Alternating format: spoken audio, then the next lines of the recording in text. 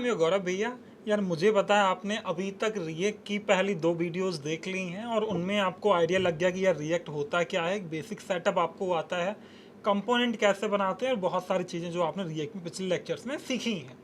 आज के इस लेक्चर में हम लोग बात कर रहे हैं कुछ एडवांस चीज़ों की जो कि बहुत इंपॉर्टेंट है दो परस्पेक्टिव से। पहला कि आप डेवलपमेंट कैसे करोगे उसको यूज करके, दूसरा कि इंटरव्यूअर अगर मेरे से कुछ ऐसा कुछ पूछता है तो मैं कैसे आंसर करूंगा। तो ये बहुत इंपॉर्टेंट कॉन्सेप्ट्स हैं आज रिएक्ट के हम लोग कर रहे होंगे उन्हें।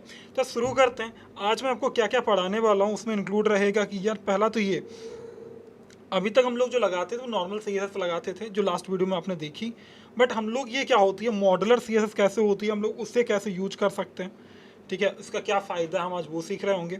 दूसरा ये कि यार हम लोग ना अपने आप कोड कैसे जनरेट करवा सकते हैं कि हर बार जैसे अपने HTML में क्या होता है, मेरे को लिस्ट जनरेट करानी है तो मैं हर बार वो लिस्ट li डालता था, बट क्या कुछ ऑटोमेट कर सकते हैं, कुछ अपने आप कोड जनरेट होता रहे, ऐसा कुछ कर सकते हैं। तो हम लोग वो देख रहे होंगे आज हम लिस्टों को ऐसे रेंडर कराते हैं मैप फंक्शन की हेल्प से, जो कि हमने मैप पढ़ा था जावास्क्रिप्ट वाले टाइम पे, वो आज हम लोग कैसे यूज़ करेंगे वो हम सीखेंगे। अगला ये कि यार हुक्स क्या होते हैं जावास्क्रिप्ट में, याद रखना हुक्स क्या होते हैं रिएक्ट में बेसिकली, और रिएक्ट का one of the most important feature है हुक्स। इसी की वजह से आपके फंक्शनल कंपोनेंट सर्वाइव कर पा रहे हैं, आज हम वो लोग सीखेंगे। दूसरा कि यार ये दोनों चीज़ें क्या हैं, लिफ्टिंग स्टेटअप क्या होता है, प्रॉप ड्रिलिंग क्या होता है, इन दोनों चीज़ों को हम लोग सीख रहे होंगे। तो ये सारे कॉन्सेप्ट हैं जो आज के इस लेक्चर हम लोग कवर करेंगे। तो पेन और कॉपी ले लो और मुझे बताओ एनर्जी कैसी है ना। अगर एनर्जी हाई है तभी हम लोग कर सकते हैं, वरना यार फिर ना एक ड्रिंक लो, एक कोई भी कॉफ़ी लो, कॉफ़ी की ड्रिंक ले लो या फिर सॉफ्ट ड्रिंक ले लो, बट कुछ ऐसा ले लो जिसमें एनर्जेटिक रहो यार। बात समझ आ रही है? या तो कॉफ़ी ले लो, टी ले लो, जो भी तुम्हारा मन कर रहा है ले लो, बट थोड़ा सा ना रिचार्ज हो जाओ। तुम रिचार्ज होगे तभी इधर हम रिचार्ज कर पाएंगे, समझ रहे हो? चलो यार कूल है। तो हम लोग ना शुरू करते हैं यार। पहला हमारी चीज़ ये कि यार ये CSS यूज कैसे करते हैं JSX के अंदर। तो हम लोगों ने देखा था लास्ट लेक्चर में कि हम लोग ऑब्जेक्ट के थ्रू कैसे कर सकते थे, याद है आपको लास्ट लेक्चर कि ऑब्जेक्ट में हम लोगों ने कुछ प्रॉपर्टी डाल दिए होते थे, उन प्रॉपर्टी की हेल्प से हम लोग क्या कर पाते थे, इसको यूज कर पाते थे, है ना। दूसरा ऑप्शन क्या था कि हम लोग क्या करते थे यार एक्सटर्नल फाइल बना लेते थे, है ना, .css फाइल के लिए बना लेते थे, जो हम एक्सटर्नल हमने बना ली हम यूज करते जैसे हम लोग नॉर्मली करते आए हैं अभी तक HTML CSS और JS वाले लेक्चर्स में। थर्ड चीज है हमारे पास में मॉडुलर CSS, मॉडुलर CSS। और देख लेते हैं इनमें चैलेंजेस क्या क्या हैं, है ना। उसके बाद मैं आपको दिखाऊंगा कि मॉडुलर CSS का यूज फ़ायदा क्या होता है। तो मैं यहाँ पे गया, जाने के बाद हम लोग अपने VS कोड पे चलते हैं। हमारा फोल्डर कौन सा है, FSD सीरीज है ISO, है ना। और इस फोल्डर के अंदर हम लोग बनाएंगे एक नया ऐप और उसका नाम रखेंगे Day 15। क्या नाम रखेंगे? Day 15, ठीक है। तो मैं यहाँ पे गया, मुझे लिखना है, अच्छा एक चीज़ ना यार मैंने कमेंट देखी थी कि सर हम लोग अभी तो जो रिएक्ट ऐप बना रहे हैं वो npx क्रिएट रिएक्ट ऐप की हेल्प से बनाते हैं, जो कि संभव टाइम टेकिंग है। बट ये मैंने क्यों पढ़ाया यार ना, ये पहले की स्टार्टिंग से फंडामेंटल स्टेप है रिएक्ट ऐप को बनाने के लिए। बाद में byte.js लॉन्च हो गई। अब byte.js से हुआ क्या कि आप बाइट ऐप बना सकते हो। वो प्रॉपर रिएक्ट ऐप नहीं होता, वो byte.js ऐप होता है जो रिएक्ट के साथ कंबाइन होके बनता है। बात समझ आ रही? जहाँ पे तुम्हें बाइट के भी कुछ कुछ फीचर्स मिल जाएंगे जो कि फास्ट है समवॉट क्रिएशन के टाइम पे, बट इसका फोल्डर स्ट्रक्चर अलग रहता है। तो मैंने आपको पहले नॉर्मल रिएक्ट ऐप क्यों बनवाया, जिससे आपको रिएक्ट का फोल्डर स्ट्रक्चर समझ आए और आप इंटरव्यूज में आंसर कर पाओ। दूसरा ये आज मैं आपको बाइट के थ्रू बनवाऊंगा कि byte.js के थ्रू, या कुछ लोग बीट बोलते हैं, मुझे आदत है उसको बाइट बोलने की, मतलब बीट ही एक्चुअल है वो, तो VITE वीट बोलते हैं उसको, byte.js। तो उसके हेल्प से कुछ लोग बनाते हैं। तो हम लोग कैसे बनाएंगे आज हम वो सीखेंगे। इससे थोड़ा फास्ट बन जाता है क्योंकि बाद में बहुत सारे सिलेक्शंस होते हैं कि हम लोग क्या लाइब्रेरी हमें चूज करनी है, वो चॉइसेस रहती हैं हमारे पास। तो चलो बनाते हैं एक बार, ठीक है। मैं गया, अगर आपको ऐसा बनाना है तो यहाँ पे लिखो npm, ठीक है। आप ये लिखो क्रिएट, ठीक है, byte@latest। अब इससे क्या हो, तुम्हें ये कमांड याद रखनी है। इससे जो भी आपका बीट का लेटेस्ट वर्जन होगा वो आपके सिस्टम इंस्टॉल हो जाएगा। और यहाँ पे ना मैंने ये कर दिया, मैं जैसे हिट करूँगा ना ये मेरे से पूछेगा प्रोजेक्ट नेम बताओ। आपको इधर लास्ट टाइम पे हम लोग npx क्रिएट रिएक्ट का प्रोजेक्ट नेम वहीं देते थे, यहाँ आपसे चॉइस पूछेगा। तो मैंने इसको प्रोजेक्ट नेम दे दिया Day 15। तुम कुछ भी दे सकते हो। दूसरा ये पूछ रहा है भाई यूज कौन सी लाइब्रेरी या फ्रेमवर्क करने वाले हो, तो मेरे को यूज करना है रिएक्ट, जो कि लाइब्रेरी या फ्रेमवर्क नहीं है। तो मैंने इस पर हिट किया। अब ये पूछ रहा है कि वेरिएंट कौन सा यूज करो, आप क्या यूज करने वाले हो अपने रिएक्ट के साथ में। तो मैं यूज करने वाला हूँ जावास्क्रिप्ट, क्योंकि वो हमें आती है और बाकी चॉइसेस हैं आपके साथ। तो मैंने जावास्क्रिप्ट पे क्लिक कर लिया। अब ये बोल रहा है कि मैंने तुम्हारा बना दिया, कितना फास्ट हो गया, बात समझे। बट रीजन है इसका, अभी टाइम लेने वाला काम आप करोगे। तो Day 15 बन गया। Day 15 में कुछ ऐसा फोल्डर स्ट्रक्चर बन गया जहाँ एक पब्लिक फोल्डर आ गया, जिसके अंदर एक बाइट डॉट एसवीजी पड़ा हुआ है, एक एसआरसी आ गया जिसके अंदर ये कुछ ऐसे असेट्स और ये सारी चीज़ें पड़ी हुई हैं, है ना। उसके बाद में आपको याद है मेरे जो मैं नॉर्मली रिएक्ट ऐप बनाता था वहाँ पे पब्लिक फोल्डर के अंदर इंटेक्स डॉट एचटीएमएल हुआ करती थी, और इधर नॉर्मली अवेलेबल है, इधर तुम्हारे डायरेक्टली जो मैन तुम्हारा प्रोजेक्ट नेम है जो कि डे 15 है उसी के अंदर अवेलेबल है, और ये कुछ ऐसे दिखता है। बस समझ रही, कुछ ऐसे दिखता है। यहाँ पर भी एक रूट होती है, आईडी रूट होती है, और इसका भी यूज कहीं ना कहीं कहाँ हो रहा होता है, इंडेक्स डॉट, जो कि यहाँ पे मैन डॉट जेएसएक्स बन गई है। हमारी पहले क्या होती थी, इंडेक्स डॉट जेएस होती थी, यहाँ पे मैन डॉट जेएसएक्स बन गई जो कि ये है। बात समझ आ रही है। यहाँ पे इन्होंने क्या काम किया, जो क्रिएट रूट कर लिया किसकी हेल्प से, जो हमारी रूट डिफाइंड थी कहाँ पर, इंडेक्स डॉट एचटीएमएल वाली फाइल में, और जहाँ से मेरे ऐप को कॉल कर रहा हूँ ये रहा मेरा ऐप डॉट जेएसएक्स। बात समझ आ रही है। बट अभी ना अगर आप देखोगे तो नोड मॉड्यूल्स मिसिंग हैं जो कि नहीं है, उसीलिए बोल रहा है मेरे पहले तो बोल रहा है कि सी डी डे 15 करो, मतलब अपने प्रोजेक्ट वाली डायरेक्टरी में चले जाओ। तो मैं करूँगा सी डी डे 15, मैंने कर लिया। अब मैं आ गया डे 15 के अंदर, यहाँ पे देखो मेरे जो मेरा टर्मिनल में कमांड दिख रही है तुम्हें। उसके बाद मेरे से बोल रहा है एनपीएम इंस्टॉल करने के लिए। इससे क्या होगा, जितने पैकेज इसने डाले हैं किसके अंदर, पैकेज डॉट जेसन के अंदर, ये अपने आप इंस्टॉल हो जाएंगे। नोड मॉड्यूल्स वाला पैकेज मेरे पास आ जाएगा यहाँ पे। तो मैं यहाँ जाऊँगा, मैं लिखूँगा npm आई लिख लो या इंस्टॉल लिख लो, दोनों एक ही बात है, ठीक है। तो अब क्या होगा, जैसे मैंने ये हिट किया, अब ये तो टाइम कंज्यूम कर रहा है, जो कि रिएक्ट में पहले कर लेता था। अब ये टाइम कंज्यूम करेगा। नोड मॉड्यूल्स मेरा आ गया, तो अब देखो ये पैकेट लॉक जेसन और नोड मॉड्यूल्स दो चीज़ें आ गई। मतलब जो भी डिटेल मेरी पैकेट डॉट जेसन में पड़ी थी वो सारी डिटेल्स की लाइब्रेरीज फेच होकर इंस्टॉल हो गई। अब मुझे क्या करना है, उसके बाद उसने क्या बोला था, देखो ये बोला था npm रन डेव करो। वहाँ क्या करते थे, npm स्टार्ट करते थे, यहाँ क्या करना पड़ेगा, npm रन डेव करना पड़ेगा। तो करो यहाँ पे, यहाँ आ जाओ, लिखो npm रन डेव।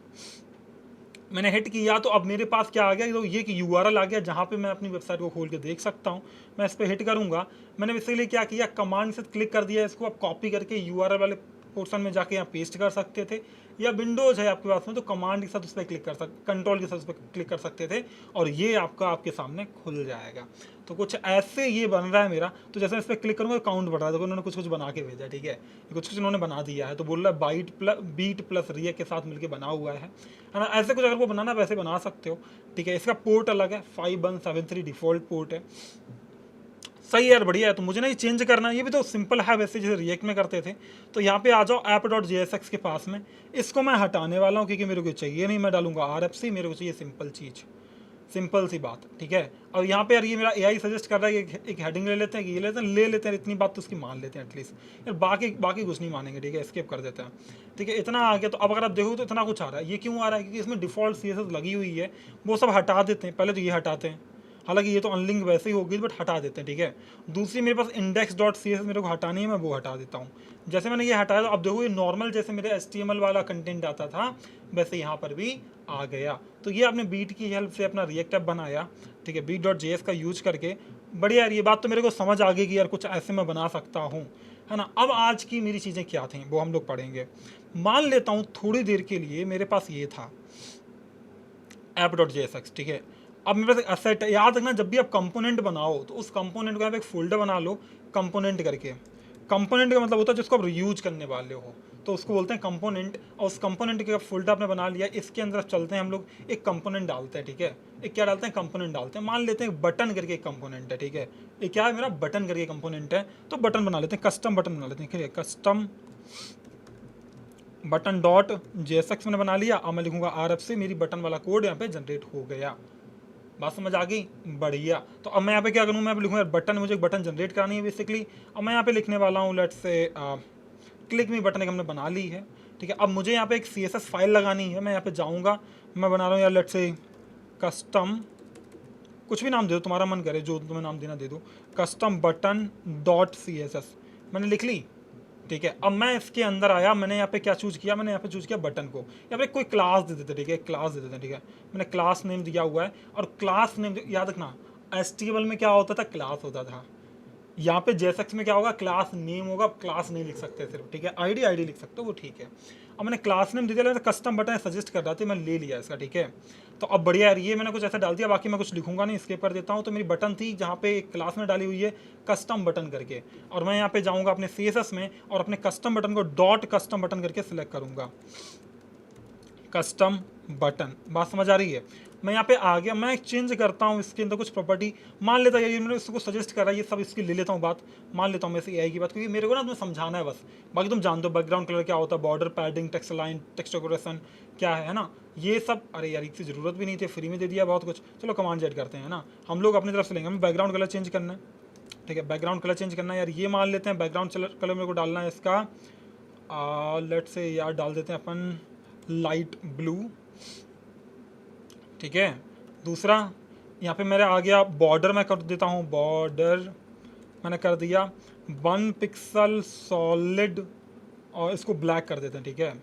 तो ऐसा ना मुझे लगता है ब्लू और ब्लैक का कॉम्बिनेशन अच्छा रहेगा। तीसरा मान लेता हूँ बॉर्डर रेडियस 5 पिक्सल, ये बात इसकी मान लेते हैं। पैडिंग थोड़ी सी दे देते हैं, और कर्सर का मतलब ये होता है कि जब मैं जाऊँगा तो पॉइंटर दिखेगा। तो यार ये मैं तुम्हें डिफरेंस दिखाऊंगा, डोंट वरी, तुम समझ जाओ। बोले अभी मैंने कुछ ऐसा दे दिया, इतना दे दिया, ठीक है। मैं यहाँ पे वापस आया, यहाँ आने के बाद मुझे कैसे इंपोर्ट करता है कोई बताओ मुझे। ऐसे करते थे, मैंने कर लिया अपनी कस्टम बटन डॉट CSS को इम्पोर्ट यहाँ पे, सही बात है, सॉर्टेड है, सही है यार। अब मैं यहाँ पे आया ऐप डॉट JSX में गया, मैंने अपनी बटन को यहाँ इम्पोर्ट कर लिया। मैं इंपोर्ट करूँगा तो यहाँ मैं करने वाला हूँ क्या, यहाँ पे मैं करूँगा ऐसे ही, एक तो बटन मैं यहाँ पे डालता हूँ, ठीक है। ये मैं यहाँ पे डाल देता हूँ होम बटन, ठीक है, या फिर मैन बटन, ठीक है। मैं लिख देता हूँ मैन, ठीक है, मैन बटन, ठीक है, मैं डाल दिया। दूसरी मैंने एक डाली हुई यहाँ पे कस्टम बटन, जो कि सही सजेस्ट कर रहा है ये, मैंने ले लिया कस्टम बटन। अब यार इंपोर्ट भी करनी पड़ेगी वरना दे देगा अपना एरर, ठीक है। तो मैंने ये टॉप पे ऐसा जो ये मैंने कर दिया, AI से मेरे को सजेस्ट मिल गया, तो मैंने यहाँ पे ऐसे कुछ कर लिया, ठीक है। ये ऐप डॉट CSS को इंपोर्ट करने के लिए बोल रहा, मैं इंपोर्ट कर लेता हूँ, ठीक है। इंपोर्ट मैंने कर ली। तो अब मैंने दो काम किए हुए हैं, क्या, एक तो कस्टम बटन जो हमने डिफाइन की वो मैंने डाली हुई है यहाँ पे, जो कि ये रही। दूसरा मैंने एक सेम बटन यहाँ पे डिफाइन की हुई है, बट क्लास नेम दोनों के सेम है, उसका भी कस्टम बटन था, इसका भी कस्टम बटन था। समझ आ रही है बात। अब मैं चलता हूँ यहाँ पे ऐप डॉट CSS में, अब मैं यहाँ पे लिखूँगा डॉट कस्टम बटन, ठीक है। अब यहाँ पे ना इसका सब बदल देते हैं, ठीक है, इसका सब बदल देते हैं। और यहाँ पे ना इसका लाइट ब्लू नहीं बैकग्राउंड करता हूँ मैं, थोड़ा सा कुछ और कर दें क्या। चलो यार ना इस बार मैं इसका लीनियर ग्रेडियंट रखेंगे हम लोग, ठीक है यार, ये मज़ा नहीं दे रहा मेरे को, ठीक है। अरे डालो बैकग्राउंड इमेज करके डाल दो प्रॉपर्टी, एंड डाल दो लीनियर ग्रेडियंट। और यहाँ पे बढ़िया लग रहा है, मेरे को लगता है ये सही लगेगा। कलर वाइट कर लेते हैं, फ़ॉन्ट साइज 16 कर लेते हैं, फ़ॉन्ट वेट बोल्ड कर लेते हैं, टेक्स्ट लाइन सेंटर कर लेते हैं, बाकी रुक जाओ। ये सही दिख रहा है, ठीक है यार। अब मैं दिखाता हूँ आपको ये दिख कैसा रहा है। तो अब तुम अगर देखोगे ना, मेरे पास दोनों पे सेम CSS कैसे अप्लाई हो गई, कुछ याद है? अच्छा थोड़ी देर के लिए यहाँ पे आ जाओ app.js में, ये वाली CSS हटा दो। अरे यार उस पर तो कभी अप्लाई ही नहीं हुई है, तो पंगा हो गया भाई, तो गलत बात है। कस्टम बटन मैंने कॉल किया and it should be there, ठीक है, इट शुड बी देयर। तो कस्टम बटन ने इंपोर्ट की, कस्टम बटन भी CSS अप्लाई क्यों नहीं हुई, चलो देखते हैं। तो मैंने अच्छा कस्टम का तो कुछ और ही हो गया भाई, कस्ट्यूम हो गया, ये कस्टम था बेसिकली, ठीक है। आई गेस ये कस्टम था, मैंने ये ना यहाँ पे सही डाला नहीं है, ठीक है, ये सही लग रहा है मेरे को, ठीक है। अब क्या हुआ तुम देखो, दोनों पे सेम कैसे आ गया, दोनों पे सेम कैसे आ गया, इसको हम लोग जानने की कोशिश करेंगे यहाँ से। ध्यान समझना मेरी बात को, ये बात हल्की नहीं है, बहुत भारी बात है। अगर तुम ये नहीं समझे तुम कभी नहीं समझोगे मैं मॉडल से क्यों यूज करनी है। तो आ जाओ यार, यहाँ पे मैं आ गया बॉडी के अंदर। बॉडी के अंदर मेरे को कौन मिलेगा, ये मिलेगी डिप रूट, क्योंकि इसी के अंदर पूरी दुनिया का खेल है। और वो है मेरे पास में ये दो एक तो बटन है जिसकी मैंने क्लास क्या दी हुई है, कस्टम बटन। दूसरी मैंने एक और बटन दी हुई है जिसका नाम है कस्टम बटन। तब प्रॉब्लम क्या है, जो आपके पास तो एक index.html है, सारी CSS सारा कुछ वहीं से अप्लाई होगा नहीं होगा।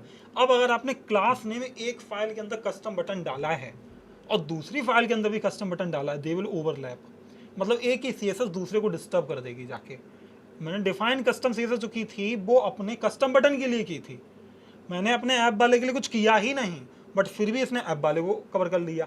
अब अगर मैं ऐप वाले के लिए कर रहा हूँ तो मेरे बटन वाले को अपने आप चेंज कर दे रहा है, क्योंकि इसकी क्लास नेम सेम है।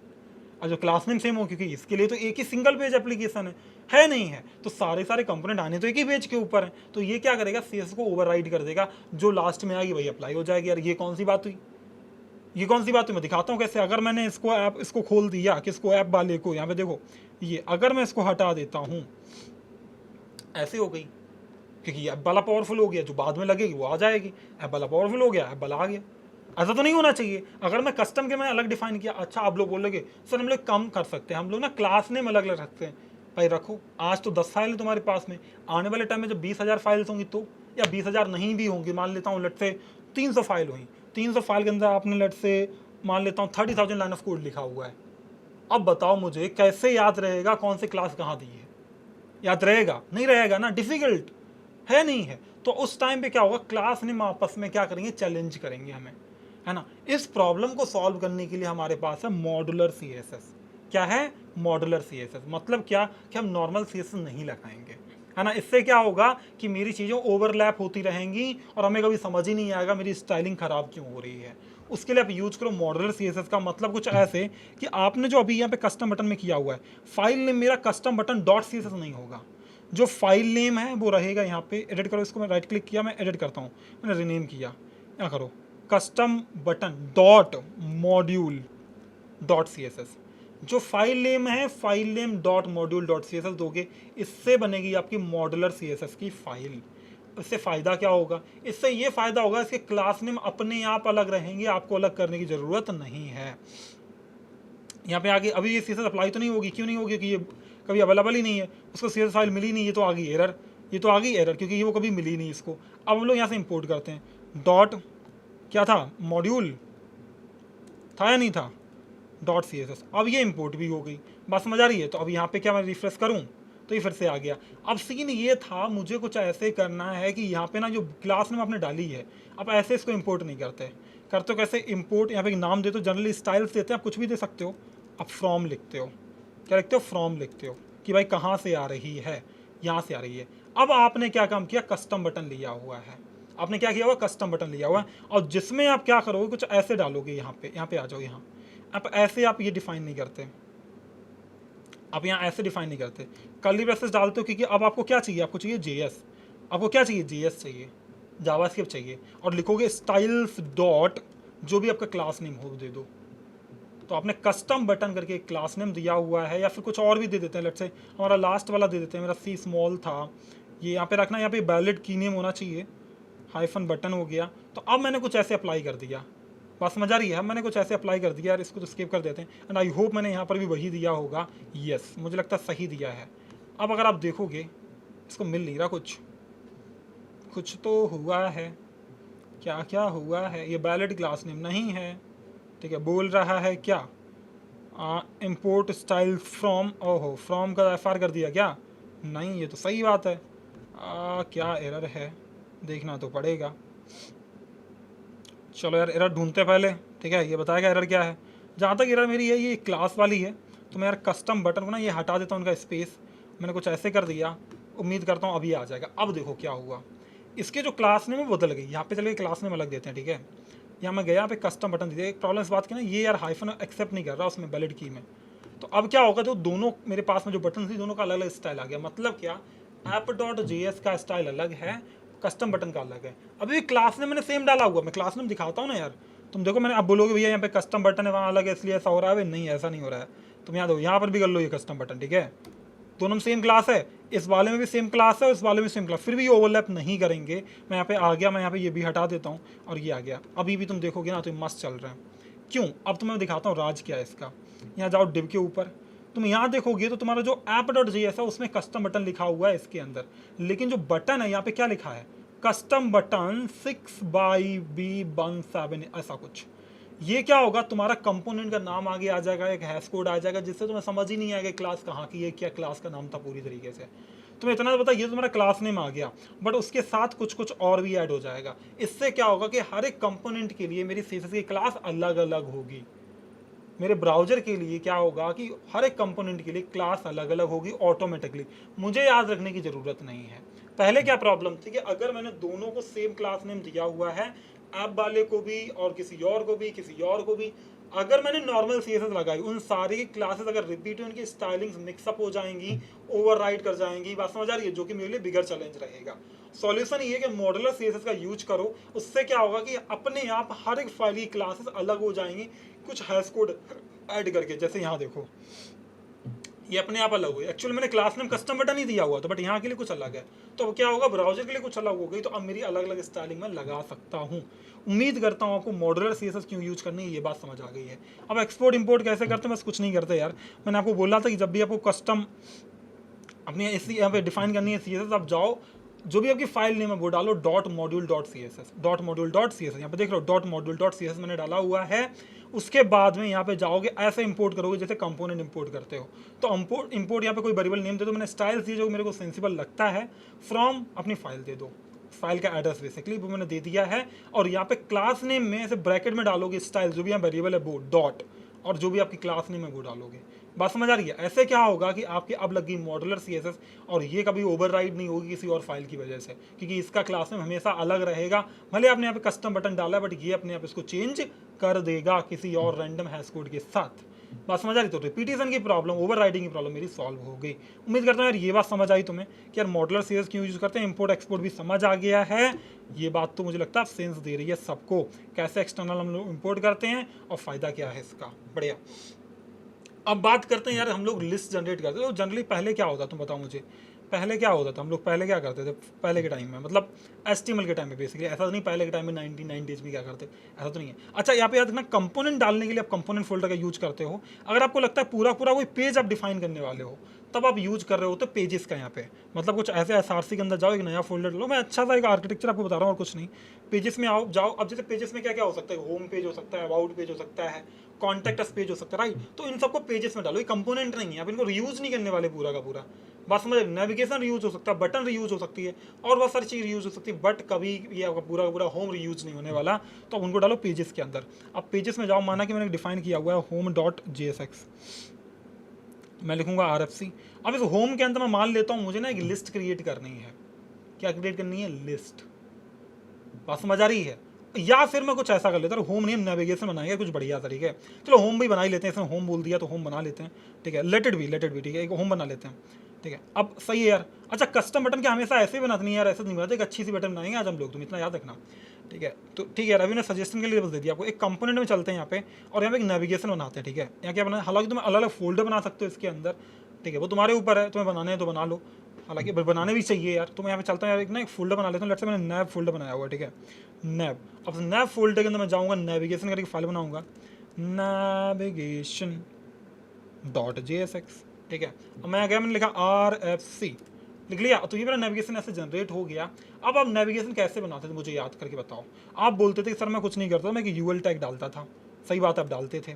उस UL के अंदर क्या करते, LI डालते थे, माना कि मेरे को कितनी बार LI चाहिए, माना कि मेरे को यार 4 LI चाहिए, ठीक है, ऐसे मैंने डाल दिया।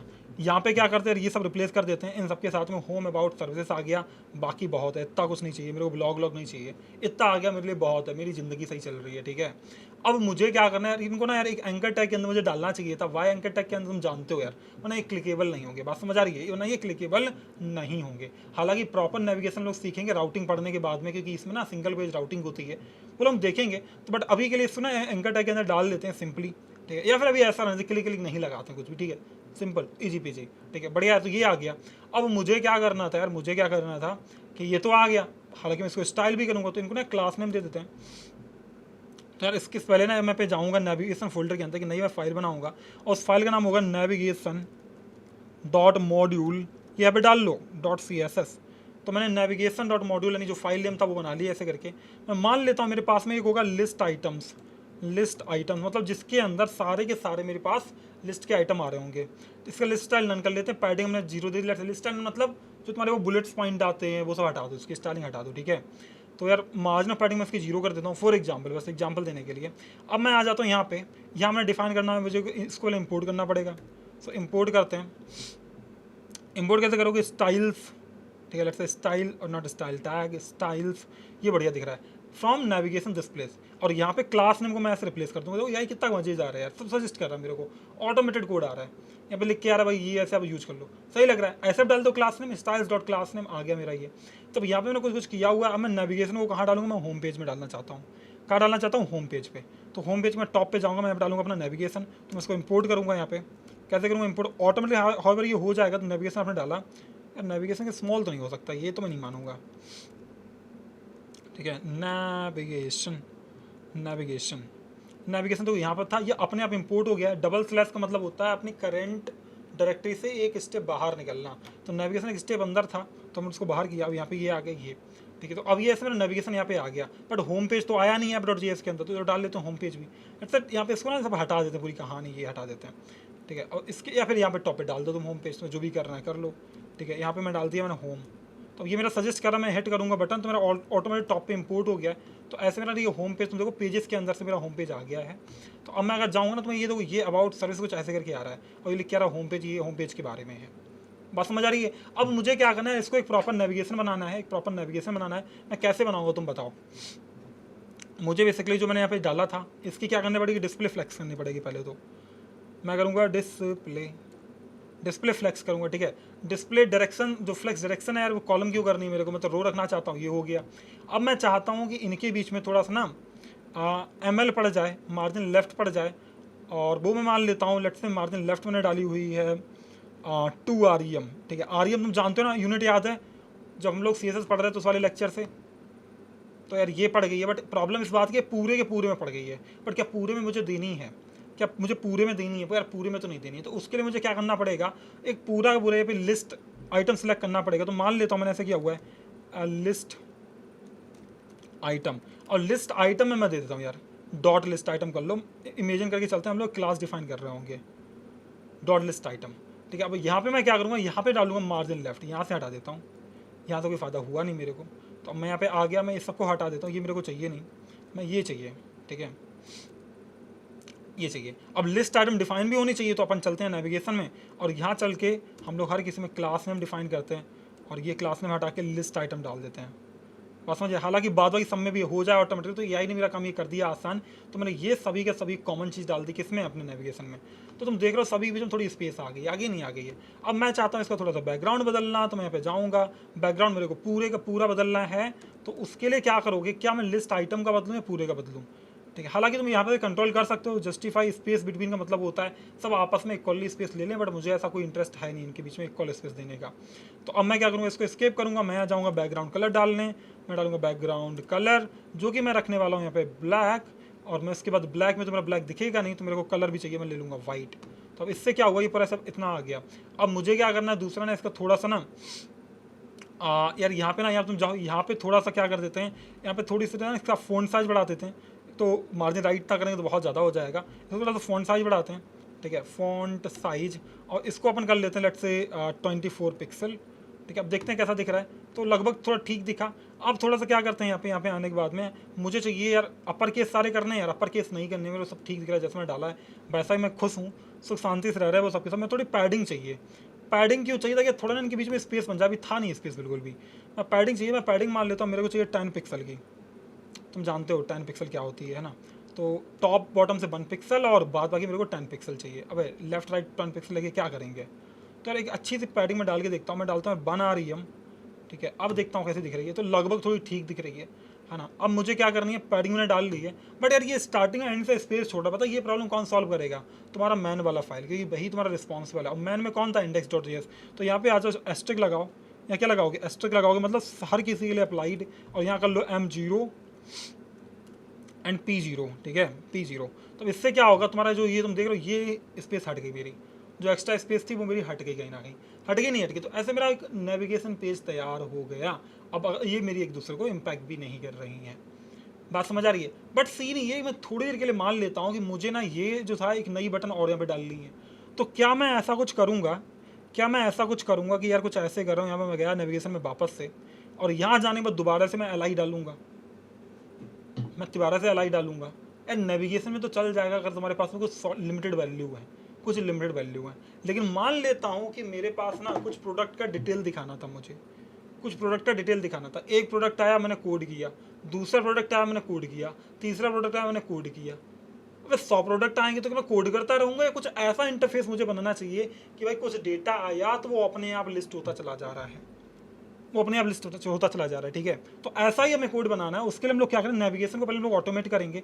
यहाँ जाओ, यहाँ अभी हमारे पास बैकएंड है नहीं, तो हम लोग क्या करेंगे, एक सिंपल सा लिस्ट करके एक ऑब्जेक्ट बना लेंगे या एक एरे बना लेंगे जिसके अंदर ही वैल्यू पड़ी होंगी।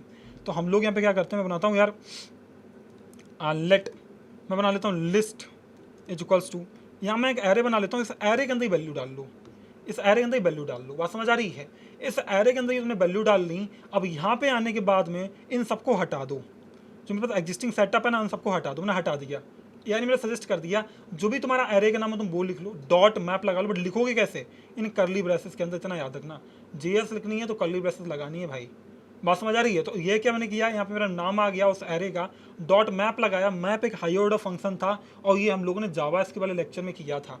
अब यहाँ पे क्या हो गया, ये मेरा ऐसे एक्सेस करेगा किसको, पूरी वैल्यू को, ये मेरी वैल्यू एक्सेस हो गई जो भी यहाँ पे आ रही है, जैसे होम आ गया, अबाउट आ गया, वैल्यू 1 बाय 1 करके यहाँ पे आ रही है आइटम के थ्रू। अब मैंने क्या काम किया हुआ है, यहाँ पे देखो li डाला हुआ है, ये li क्या होगा, अपने आप क्रिएट होता जाएगा, जितनी बार इसमें ये वैल्यू पड़ी होगी अपने आप ये क्रिएट होगा, और जो भी आइटम में आपने वैल्यू डाली है वो यहाँ पे आ जाएगी, वो यहाँ पर आ जाएगी। दूसरा आपको क्लास नेम डालना है, बाद बाकी सब सेम है। अगर मैं की हटा दूं यहाँ से तो ये की क्या है, की बेसिकली ना इसको आपका जो रिएक्ट का एलिमेंट है इसको प्रोपेगेट करने के लिए की देनी पड़ती है, वरना आपका रिएक्ट आइडेंटिफाई नहीं कर पाएगा कि ये यूनिक एलिमेंट है, क्योंकि एक्चुअल में तो आपने एक ही बार लिखा था इसको, बट यहाँ पे क्या होगा, ये मल्टीपल टाइम जनरेट होगा। देखो तुम्हें अभी भी सेम दिख रहा है, हालांकि मैंने क्या किया था, यहाँ पे कुछ लिखा नहीं है, मैंने सिर्फ ये लाइन डाली हुई है। इससे क्या होगा कि जो भी तुम्हें ये मैप में जितनी सारी लेंथ होगी उतनी बार तुम्हारा ये कोड एग्जीक्यूट होगा। मैप की हेल्प से एक एक करके वैल्यू यहाँ पे आती रहेगी, मेरा एक की पड़ता रहा जिससे मेरा li जो है वो यूनिक बना रहा है। अगर मैं हटा दूंगा मेरे को एरर मिलेगी, एक मैं तुम्हें दिखाता हूँ। ऐसे जनरली तो कोड चलेगा, हालांकि जनरली तो ये कोड चलेगा, लेकिन मैं अगर तुम्हें इंस्पेक्ट करके दिखाऊंगा ना तो ये रिएक्ट मेरे को एरर बोलेगी कंसोल में। क्या बोलेगी, ईच चाइल्ड इन अ, ये कंपोनेंट बता रहा list should have a unique की, क्योंकि रिएक्ट आपकी इसको यूनिकली आइडेंटिफाई नहीं कर पाएगी बिना की के, इसलिए इंपॉर्टेंट है कि आप की डालो। की बेसिकली आप या तो इंडेक्स का यूज कर लो, किसका यूज कर सकते हो, इंडेक्स का। जैसे तुम जानते हो मैप याद है तुम्हें, 3 चीज़ें होती थी तुम्हारे पास में, क्या क्या होता था याद करके बताओ मुझे। एक होता था हमारी वैल्यू, दूसरा क्या होता था इंडेक्स, दूसरा क्या होता था इंडेक्स। तुम यहाँ पे की में इंडेक्स भी डाल सकते हो, तुम की में वैल्यू भी डाल सकते हो, तुम्हारा जो मन करे तो इंडेक्स को यूज कर लो, कर लिया। और ये मेरी पहली वैल्यू थी। थर्ड क्या होता था, एरे इटसेल्फ, अगर कहीं एरे भी चाहिए होता मैं एरे भी यूज कर लेता, बात समझ आ रही है। हालांकि और मुझे कुछ चाहिए नहीं है, तो ऐसे क्या हुआ कि ऐसे मेरा नेविगेशन बन गया, जबकि मैंने इतना ही कोड मुझे लिखना पड़ा। पहले मैं कितना कोड लिखा हुआ था, अब जरा से कोड, मेरा कोड ऑटोमेट हो रहा है। अच्छा मुझे नई प्रॉपर्टी डालनी है तो मुझे ना यहाँ चेंज नहीं करना पड़ेगा, इसमें चेंज, मैंने ब्लॉक करके नई प्रॉपर्टी डाल ली, ब्लॉक करके एक नई प्रॉपर्टी डाल ली, ठीक है।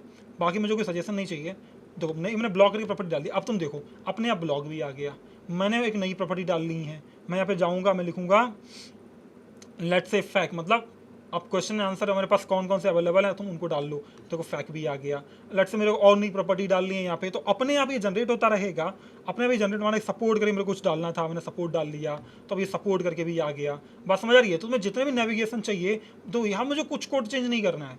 एक एरे बनाया, उसमें मैंने यहाँ मैप फंक्शन लगाया, मैप के बाद मैंने एक बार li डाली, वो li बार बार चलती रहेगी जितनी इसमें वैल्यू होगी।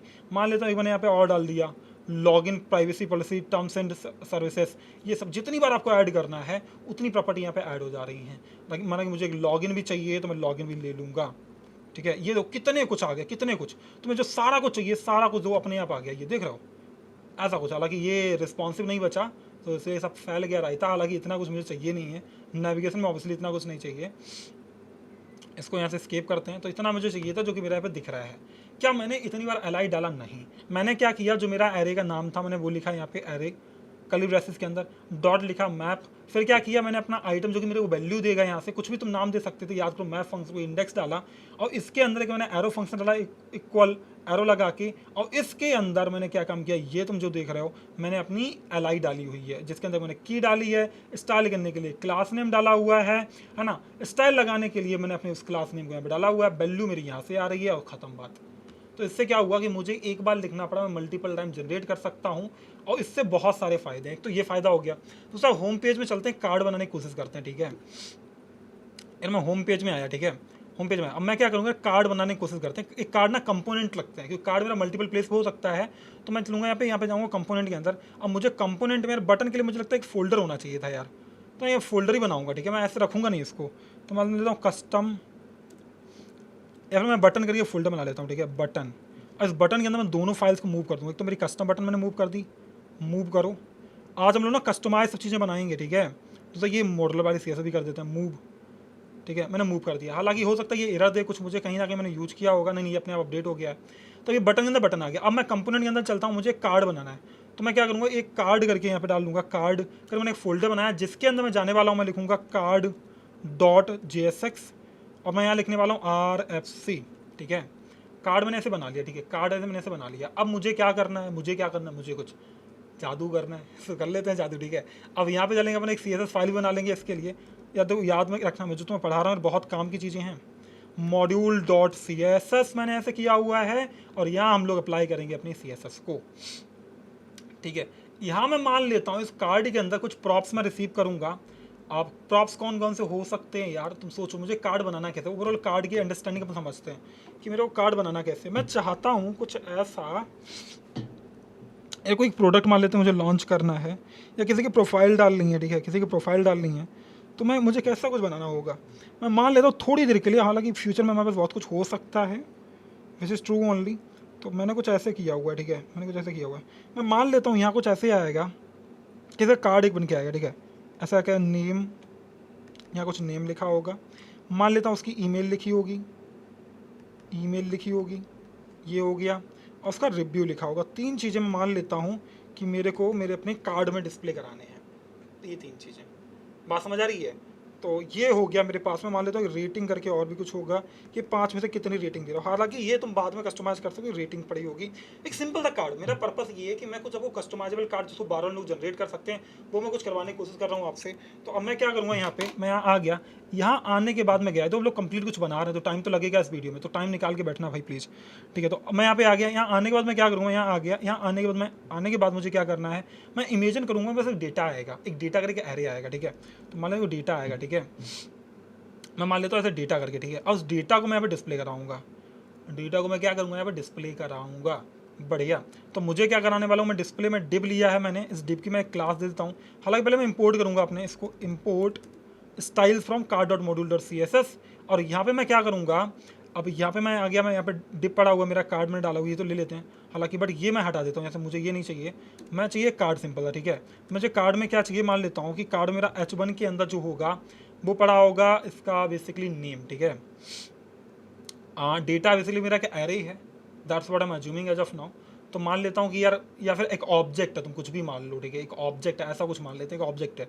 तो मैं यहाँ पे लिखने वाला हूँ ऐसे, तो ये डेटा डॉट मैं लिखने वाला हूँ यहाँ पे नेम, करेक्ट, मेरा एक नेम आ गया H1 के अंदर। दूसरा मेरे को एक और चाहिए था, तो मैंने क्या क्या सोचा था, मैंने नेम सोचा था, ईमेल सोचा था। तो मान लेता हूँ कि H3 डालूंगा मैं, उस H3 के अंदर मैं डालूंगा ईमेल, तो डेटा डॉट ईमेल, ठीक है। तो ये कुछ मैं, अरे यार ये तो क्या पड़ गया, अरे भाई इसको तो अच्छा सजेस्ट तो कर दिया इसने, खैर मैंने ईमेल डाल ली है। मैं उसके बाद एक नॉर्मल आऊँगा यहाँ पे, मैंने मुझे और क्या लिखना था, मुझे चाहिए था रिव्यू और रेटिंग, ठीक है। तो मैं रिव्यू एक पैराग्राफ में डालूंगा, एक पैराग्राफ लूँगा जिसमें मैं लिखने वाला हूँ यहाँ पे डेटा डॉट रिव्यू, ठीक है। मैं कुछ ऐसे लिखने वाला हूँ, तो मेरा रिव्यू हो गया। थर्ड पार्ट मेरे को क्या चाहिए था, मेरे को चाहिए था रेटिंग, तो मैं पैराग्राफ में रेटिंग भी डाल दूंगा, ठीक है। तो अब यार ये कुछ मैंने ऐसे कर लिया, बाकी मेरे को कुछ चाहिए नहीं है, बाकी मुझे कुछ चाहिए नहीं है, तो इतना ही कुछ चाहिए था। मैं इसको फॉर्मेट वर्क कर लेता हूँ, फॉर्मेट डॉक्यूमेंट, बढ़िया। अब यार कन्फिगर करने को बोल रहा, तो मैं यार प्रिटियर ही चूज करूँगा, इसमें क्या कन्फिगर करना, ठीक है। तो यार बाकी मेरे को कुछ चाहिए नहीं इससे, तो माना कि ऐसा कुछ था मेरा, ठीक है, ऐसा कुछ था मेरा। तो अब मैंने कुछ ऐसा कर दिया।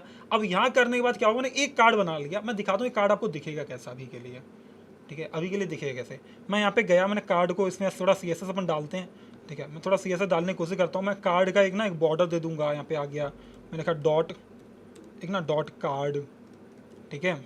और डॉट कार्ड लिखने के बाद मैं इसका बॉर्डर देता हूँ, बॉर्डर मैंने दे दिया लट से 1 पिक्सल, पता नहीं कौन सा कलर आया बट ले लेते हैं यार। बॉर्डर रेडियस मिल गया मेरे को, पैडिंग मिल गया, बैकग्राउंड कलर मिल गया, बॉक्स शैडो मिल गया, मार्जिन मिल गई, ठीक है यार। कुछ सजेशन मिल गई है मेरे को, तो बढ़िया है। ऐसा कुछ सजेशन मिल गई, देखते हैं कैसा दिख रहा है, ठीक है, लेट्स सी, देखते हैं कैसा दिखता है, उसके बाद हम लोग चेंज कर लेंगे। तो अभी मैं यहाँ पे आया, मैं यहाँ पे होम पे आया। होम पर आने के बाद मुझे क्या करना है, इस होम में मुझे उसमें कार्ड को डिस्प्ले कराना है, अपने कार्ड को डिस्प्ले कराना है। तो मैं यहाँ पे क्या करूँगा, ऐसे लिखूँगा कार्ड, ठीक है, मैं क्या लिखूँगा कार्ड, ये अपने आप इंपोर्ट हो जाएगा कहीं ना कहीं। मैं इस पर क्लिक करूँगा तो टॉप पे इंपोर्ट हो गया। भाई नहीं हुआ क्या, मैं पे ऐसे कर देता हूँ, ठीक है। तो ये ऐसे मैंने इसमें कुछ मैंने प्रॉप पास कर दिए, कुछ प्रॉप पास कर दिए, और यहाँ पे ना कार्ड मेरे तो टॉप पे इंपोर्ट हो गया है। तो अभी देखते हैं कि मेरा होम पे दिख कैसा रहा है। यहाँ पे कार्ड बन गया है जॉन डो करके, ऐसा कुछ अरेंज हो गया है, ऐसा कुछ अरेंज हो गया। जबकि मुझे यार ऐसा कुछ, चलो ठीक है, लगा सही दिख रहा है। तो मुझे ना एक और प्रॉप यहाँ पे पास करना, नेम था मेरा, ईमेल था, और क्या था बताओ मुझे। मैं यहाँ पे कॉमा करके डालता हूँ, और यहाँ पे मेरा क्या था कि मुझे याद है, जहाँ तक नेम था, ईमेल था, फिर मेरा क्या था, रिव्यू था, करेक्ट। तो रिव्यू था मेरा, तो रिव्यू मैंने डाल दिया, तो यहाँ पे डाल दिया मैंने, रिव्यू डाल दिया। और एक और रेटिंग और था, याद करो रेटिंग का, रेटिंग, ठीक है, रेटिंग मैंने डाल दी, रेटिंग मैंने 5 ही कर दी, ठीक है। तो दूसरा देखो तुम बहुत ध्यान से, ऐसे करके अगर मेरे को 20 यूज़र का डेटा चाहिए तो मैं 20 टाइम इसको लिखूंगा, कार्ड इसको ठीक डिज़ाइन करते हैं, ये मेरे को बिल्कुल अच्छा नहीं लग रहा। ठीक है, तो थोड़ा ठीक कर लेते हैं डिज़ाइन, उसके बाद हम लोग काम कर रहे होंगे। तो बढ़िया से अपन चलते हैं इस कार्ड वाले पार्ट पे। तो यहाँ पे कुछ आ गया यार, हमने कुछ इसको डिफाइन किया है क्या, इसको डिज़ाइन किया कुछ नहीं किया यार। तो इसको ना यार यहाँ पे कुछ कुछ दे देते हैं, कुछ कुछ क्लास नेम्स दे देते हैं। ठीक है, क्लास नेम मैंने दिया हुआ है, तो यहाँ पे कार्ड डॉट टाइटल कर देते हैं, तो ये बढ़िया हो गया। ठीक है, कार्ड डॉट टाइटल कर दिया। वैसे इसके अंदर आ गया, मैं यहाँ पे क्लास डालूंगा तो ये कार्ड ईमेल आ गई, है ना। ऐसा कुछ कुछ सजेशन दे देते हैं, सारे चेंज कर देते हैं। तो कार्ड रिव्यू, कार्ड ईमेल वाला सब कुछ आ गया। बटन मेरे को चाहिए नहीं, हटा देता हूँ। ये सारी चीज़ें आ गई मेरी, कुछ कुछ मैंने क्लासेस डाल दी। अब मैं आ गया मॉड्यूल वाले पार्ट पे। यहाँ आने के बाद मैं उसको स्टाइल करूँगा, बस मैं यहाँ आने में स्टाइल करूँगा। फिर क्या था मेरा, डॉट कार्ड डॉट टाइटल हो गया, मैंने टाइटल को स्टाइल कर लिया। कंटेंट आ गया, मैंने कंटेंट को स्टाइल कर लिया। कंटेंट था क्या मेरे पास में, आई डोंट नो यार कंटेंट तो नहीं था, मुझे नहीं लगता मैं कंटेंट था मेरे पास। कार्ड डॉट टाइटल था, कार्ड डॉट ईमेल करेंगे यार, ये हटा देते हैं। कंटेंट है नहीं एक्चुअली, कार्ड डॉट टाइटल था, उसको मैं बदल देता हूँ। यहाँ पे ईमेल कर रहे होंगे हम लोग, ईमेल हो गया। ठीक है, तो ईमेल का मैं कुछ, देखो भी कैसा दिख रहा है यार, ये कुछ आया क्या, बस कुछ नहीं आया यार। फ़ोन से कुछ बात बनी नहीं यार इसकी। यार पहले तो इसको ना ठीक करते हैं, इसके लिए बिट हाइट पहले सेट करते हैं कार्ड की। तो कार्ड की बिट इतनी हो नहीं सकती, क्योंकि बिट 300 पिक्सल देती। ठीक है, बिट्स में 300 पिक्सल देती, सही लग रहा है मेरे को अभी तक। हाँ, ओवरऑल सही लग रहा है। दूसरा इसका ना टेक्स्ट लाइन सेंटर करते हैं, टेक्स्ट लाइन सेंटर करो, टेक्स्ट सेंटर में आना चाहिए, आ गया, बढ़िया यार। दूसरा क्या करेंगे, और क्या कर सकते हैं, लेट्स से डिस्प्ले इसकी फ्लेक्स करते हैं। डिस्प्ले में फ्लेक्स किया हुआ है, तो अभी ऐसा कुछ अरेंज हो गया। फ्लेक्स डायरेक्शन को कॉलम करते हैं, फ्लेक्स डायरेक्शन कॉलम हो गया। अब अलाइन आइटम सेंटर करते हैं, मतलब ये वर्टिकली भी मेरा सेंटर हो गया, ऐसे भी सेंटर हो गया। तो मेरे लोगों को कोई ना कहीं थोड़ा ठीक लग रहा है, बट इसका ना एक कलर वाला मेरे को कुछ पसंद आया नहीं खास। तो बॉर्डर ये चलेगा नहीं मुझे, मैं चाहता हूँ ये लाइट ब्लू रहे, लाइट ब्लू रहे, लाइट ब्लू रहे, जो कि मेरे को लगता है थोड़ा ठीक दिखेगा, सही दिख रहा है ऑलमोस्ट, है ना, थोड़ा सही दिख रहा है। बॉक्स भी थोड़ी पड़ी हुई है, और इनका कलर भी हम लोग थोड़ा चेंज कर सकते हैं। कार्ड टाइटल का जो कलर है बेसिकली वो मुझे रखना है कुछ और, तो टाइटल का कलर चलते हैं थोड़ा सा बदलने हम लोग। यहाँ से कुछ कुछ मैंने रिपीट किया हुआ है क्या, नहीं, बढ़िया सब सही लग रहा है। मैं यहाँ जाऊँगा कलर चेंज करने इसका, तो मैंने कलर डाल दिया। ये पता नहीं 3 कौन सा आ गया, बट ये चाहिए नहीं मुझे। मैं चाहता हूँ थोड़ा सा कुछ इस फॉर्मेट में कलर मेरा कुछ ऐसा रहे। हाँ यार, आई डोंट नो मतलब कैसा लगेगा ये, बट लेट्स सी। ठीक है, कुछ ऐसा दिख रहा है। ठीक है, उसके बाद मान लेते हैं ईमेल वाला जो पार्ट है, मुझे कार्ड डॉट ईमेल, इसका मेरे को कलर चेंज करना है। इसका मैं कलर बदल कर देता हूँ ब्लू। ठीक है, कुछ ऐसे वाला मेरा कुछ डार्क ब्लू में दिखे, ये आ गया। माना कि ये प्रोडक्ट वाला जो पार्ट है, मुझे ना इसका जो डॉट कार्ड, ठीक है, डॉट ईमेल हो गया है, तो कार्ड, और उसके बाद में आगे रिव्यू पड़ा होगा, कहीं ना कहीं मैंने रिव्यू बनाया होगा, तो हम लोग रिव्यू कर लेते हैं इसको। ठीक है, अब यहाँ पे ये फॉन्ट साइज हो गया, कलर आ गया, मार्जिन टॉप हो गया, तो कहीं ना कहीं मुझे सही लग रहा है थोड़ा सा मार्जिन टॉप, ये सही लग रहा है, रिव्यू थोड़ा ठीक लग रहा है ना। मुझे डिजाइन कर लेना बाद में तो अपने हिसाब से, इट्स अप टू यू। थोड़ा लाइन हाइट भी थोड़ा बढ़ा लेते हैं, अगर मतलब ज़्यादा हो, बाई चांस एक से ज़्यादा हो तो। ठीक है, टेक्स्ट अलाइन जस्टिफाई, मतलब अगर एक से ज़्यादा कंटेंट हो तो अपने आप अरेंज हो जाए। हाँ ठीक है, वो अच्छा लग रहा है मेरे को, ये सही कर सकते हैं, इतना मेरे को सही लग रहा है। दूसरा मेरे को रेटिंग वाला भी कुछ थोड़ा फिक्स करना है, तो डॉट कार्ड रेटिंग। ठीक है, तो रेटिंग वाला मैं पूरा ले लेता हूँ। यहाँ पे ये कुछ कलर आ गया, कुछ ऐसे हो गया है, तो एक कार्ड कुछ ऐसे बन गया। ठीक है, अब मुझे एक बात बताओ, मेरे पास एक चॉइस तो ये है कि मैं दोबारा कार्ड करूँ। यहाँ पे एक बार मैंने कार्ड बना लिया, मेरे पास चॉइस ये होम में मैं ऐसे करके मल्टीपल कार्ड का डेटा डालूँ, चॉइस नंबर 1। दूसरी चॉइस ये कि मैं यहाँ पे आऊँ और यहाँ पे ना मैं यहाँ पे एक सैम्पल डेटा कर लूँ कार्ड कंपोनेंट के लिए। तो यहाँ पे ना ये मेरे को सजेस्ट कर देगा, आई होप ये कर देगा। तो मैं यहाँ पे गया, मैं लिखा अलग से कॉन्स्ट, आप कुछ भी कर लो यार तुम, मैंने सैम्पल डेटा करके बना लेता हूँ यार, सैम्पल डेटा। इसको एक एरे डालते हैं, और इस एरे के अंदर हम लोग बहुत सारे कार्ड डालते हैं। ठीक है, बहुत सारे कार्ड डालते हैं। यहाँ पे मैंने ये ईमेल कर लिया, और उसके बाद मैं यहाँ पे रिव्यू भी डालने वाला हूँ। ठीक है, सारी चीज़ें जो मेरे पास थी, रिव्यू और रेटिंग हो गई, बढ़िया यार। ये तो बड़ा बढ़िया काम हो रहा है मेरे साथ, मुझे लग रहा है। ठीक है, ये ईमेल कर दो ना भाई सजेस्ट, ऐसे डालते चले जाओ, फिर तो बात बन जाए ना। तो ऐसे कर मैं क्या करूँगा, बहुत सारे मैं ये जनरेट कराता रहूँगा, इसमें जनरेट का सजेस्ट हो रहा है। तो मैंने क्या किया, बहुत सारे कार्ड का डेटा मैं डाल लूँगा। ठीक है, बहुत सारे कार्ड का मैं डेटा से यहाँ पे डाल लूँगा, तो ये ना ऐसे ही कुछ मेरे सजेस्ट करता रहेगा। और मैंने बहुत सारे कार्ड यहाँ पे डेटा डाल लिया है, बहुत सारे कार्ड में डेटा डाल लिया है। तो अब इससे क्या होगा कि अब तुम देखो, मैंने कार्ड को तो एक बार बनाया था, बट एक्चुअल में ये सारी रेटिंग्स वहाँ मेरी पढ़ती चली जाएंगी। मैं एक और डाल लेता हूँ और उसके बाद रुक जाऊँगा, 5 कार्ड मेरे जनरेट हो जाएंगे। इसके बाद आइडलिंग है ना, और ये हो गया मेरे पास। ऐसे क्या हो रहा है देखो, ये देखो सही लग रहा है। तो ऐसे करके क्या हुआ कि मैंने कुछ कार्ड जनरेट किए, अब लेकिन अभी एक ही कार्ड है यहाँ पे। हमने क्या काम किया हुआ, तो यहाँ पे मैंने कॉल किया हुआ, वहाँ मैंने ऐसे कार्ड किया हुआ, बट ऐसे मुझे करना नहीं है। मुझे कैसे करना है, मैप के थ्रू करना है। किसके थ्रू करना है, मैप के थ्रू। मैं यहाँ पे आ जाऊँगा, अगर आपको मैप लगाना तो इसे कर्ली ब्रेस से लगाओ, कर्ली ब्रेस लगा के ऐसे लगाओगे ऐसे। ठीक है, अब कार्ड में आपने क्या कर दिया, डेटा पास कर दिया। ठीक है। अब यार ये तो कुछ सजेशन दे रहा है, तो उसके सजेशन मैंने इतनी बहुत ले ली है। सैम्पल डेटा डॉट मैप, मैंने एक आइटम लिया जो मेरा एक ऑब्जेक्ट होगा, उस ऑब्जेक्ट से ये आ गया, और ऑब्जेक्ट हम लोग कहाँ पास कर रहे हैं, डेटा के अंदर। क्या अभी जो हमारा ये हम लोगों ने सैम्पल डेटा लिया हुआ है ना, अब सीन ये है कि यहाँ पे क्या होगा कि अभी तक हम लोग क्या कर रहे थे, वैसे एक ऑप्शन था मेरे पास में मैनुअल डालने का, दूसरा ऑप्शन ये जैसे हमने ये सैम्पल डेटा डाला हुआ है यहाँ पे, जितने मेरे को कार्ड ऐड करने होंगे मैं उतना कार्ड ऐड कर लूँगा, जैसे हम लोग ये किए हुए भी है। हाँ, जितने चाहे उतने कार्ड में जनरेट करा सकता हूँ। बट देखो यहाँ से मैंने क्या किया, तुम ये तो समझ ही रहे हो कि यहाँ से मैंने डेटा डाला हुआ, ये आइटम मेरा कौन सा वो वैल्यू है, कौन सी वैल्यू जो यहाँ ऑब्जेक्ट से आ रही है, ये देख रहा हो, ये एक एक करके मेरा आइटम करके ऑब्जेक्ट बनेगा। बस समझ आ रही, तो ये आइटम यहाँ से पास हो रहा है, ये वाला आइटम यहाँ से गया, ये से पास हो गया, ये पास होने के बाद किसके पास जाएगा, इस कार्ड के पास में। और ये कार्ड मेरा मैंने कहाँ पे डिफाइन किया हुआ, यहाँ पे कुछ डिफाइन किया हुआ कार्ड, जो कि ये वैल्यू यहाँ पे आ रही है कार्ड की, इस डेटा का। डेटा ये क्या है, वो आइटम है, यानी पूरा पूरा ऑब्जेक्ट है, उस ऑब्जेक्ट के अंदर नेम है, ईमेल है, रिव्यू और रेटिंग है, जिससे मेरे ये सारे के सारे कार्ड जनरेट हो रहे हैं, है ना। इतनी बात तो हमें समझ आ गई।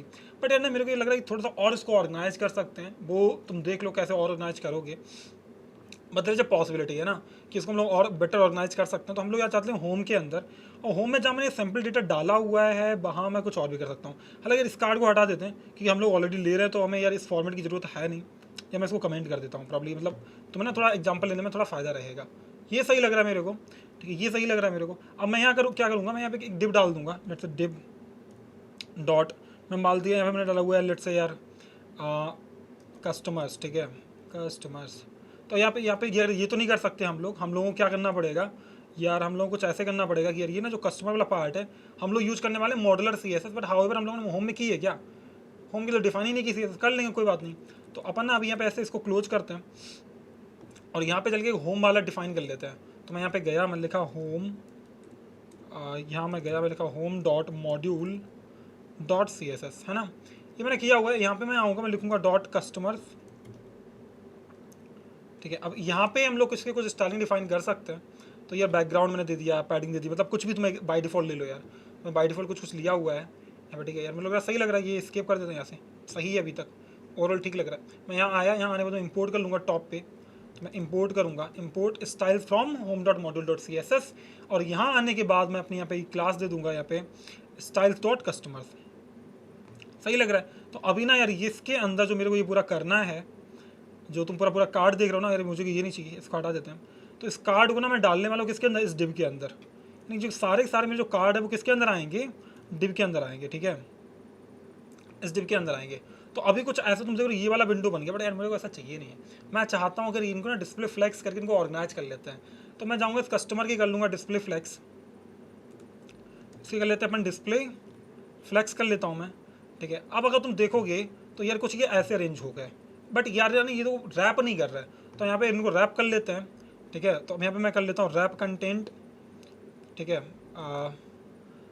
रैप, और यहाँ पे हम लोग क्या कर सकते हैं यार, फिट कंटेंट, कुछ तरह की प्रॉपर्टी ऐसी होती है जिससे हम लोग कर सकते हैं, रैप कर कोई प्रॉपर्टी होती है यार, फ्लैक्स रैप होती है बेसिकली, आगे प्रॉपर्टी याद, इसको बोल दो रैप। तो अब ये क्या करेगा, ये अपने आप ऐसे ऑर्गेनाइज करता रहेगा तुम्हारा, बस मुझे अपने आप इसने ऑर्गेनाइज कर लिया। दूसरा मेरे को क्या करना है, मेरा कंटेंट है वो जस्टिफाई सेंटर रहना चाहिए। तुम देख रहे हो अब जितने तुम कार्ड डालोगे ये सारे कार्ड अपने आप को ऑर्गेनाइज करते रहेंगे और ऐसे इसमें अरेंज होते रहेंगे। आसान है।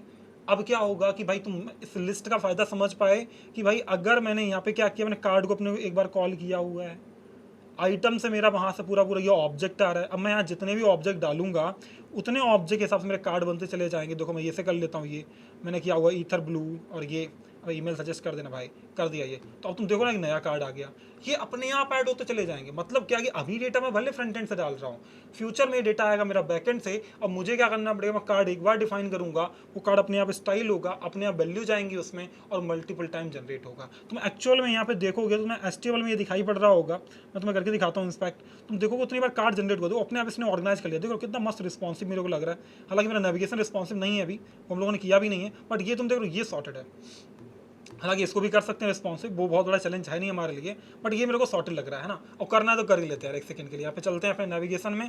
भाई नेविगेशन किधर हो, इधर आइए, ठीक है। तो अपन इसके में चलते हैं, यहाँ पे इधर मेरा इसको करते हैं फ्लेक्स के बाद यहाँ पे कर लेते हैं रैप वाला। तो फ्लेक्स रैप था मेरे पास प्रॉपर्टी, तो मैं कर दिया यहाँ पे रैप, तो अब ये भी हो जाएगा रैप। तो इसने भी अपने आप को ऑर्गेनाइज कर लिया। हाउएवर तुम इसको ना एक बेटर स्टाइलिंग दे सकते हो, वो मैं डिनाई नहीं कर रहा, बट ठीक मुझे ऑलमोस्ट ठीक लग रहा है थोड़ा बहुत, ये समझ रहे हो। तो यहाँ पे ये ऐसा कुछ आ गया, मेरे कस्टमर के फीडबैक और रिव्यूज आ गए, और ये अगर तुम देखोगे तो यहाँ पे मल्टीपल टाइम इसने जनरेट किया हुआ। तुम जो डिव देख रहे हो मैं तुम्हें सिलेक्ट करके दिखाता हूँ, ये वाला कार्ड देखो, ये रहा कार्ड देख लो, ये मल्टीपल डिवाइस से जनरेटेड हो रहा है अपने आप। किसकी हेल्प से? मैप की वजह से, जो तुमने लिस्ट डाली हुई है उसकी वजह से।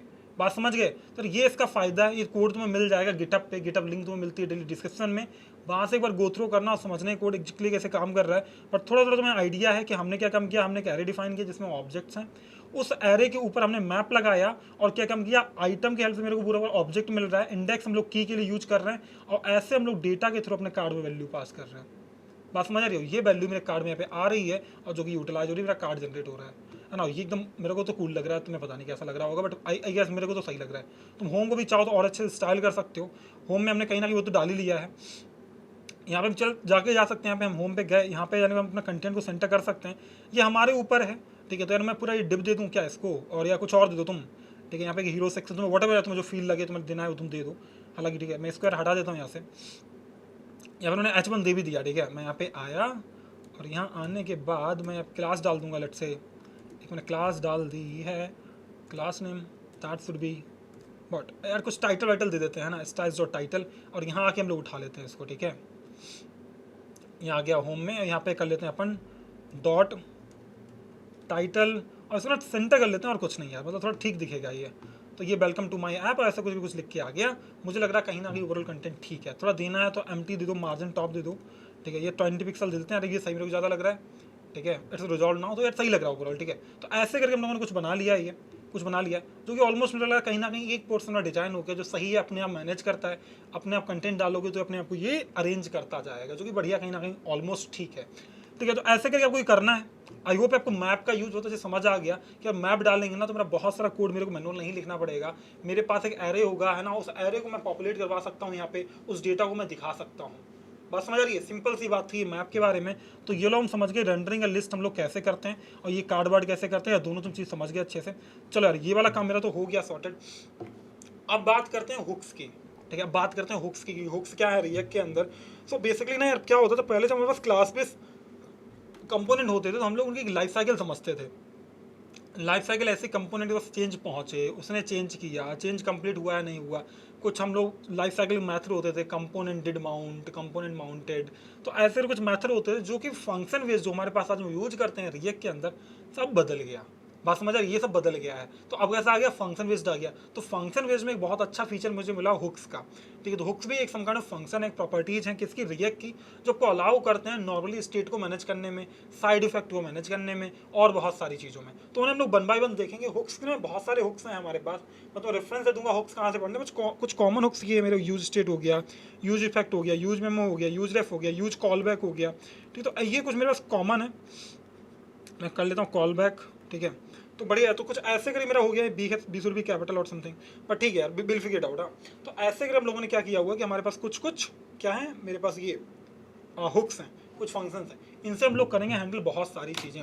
जैसे मैं मान लेता हूँ थोड़ी देर के लिए, ठीक है, हम लोग नया ऐप बनाएंगे यहाँ पे। ठीक है, एक नया चीज़ बनाएंगे, और यहाँ आने के बाद मैं इसको कंट्रोल सी करूँगा कि मैं उस पुराने वाले को नहीं छेड़ रहा यार, मैं इस नए वाले को छेड़ूंगा। मैं यहाँ पे बनाऊंगा यार, इससे बाहर आते हैं 15 से बाहर आ गए। यहाँ आने के बाद मैं बनाऊंगा लेट से हुक्स एग्जाम्पल करके। ठीक है, तो यार अपन पुरानी वाली कमांड लेते हैं। हमारे पास पुरानी कमांड कौन सी थी, npm create byte लेटेस्ट, ये बाइट बना देगा। प्रोजेक्ट नेम था हुक एग्जाम्पल्स, हुक एग्जाम्पल। ठीक है, मैंने दिया हुआ है, बोल रहा क्या यूज करने वाले हम लोग, यूज करने वाले रिएक्ट को।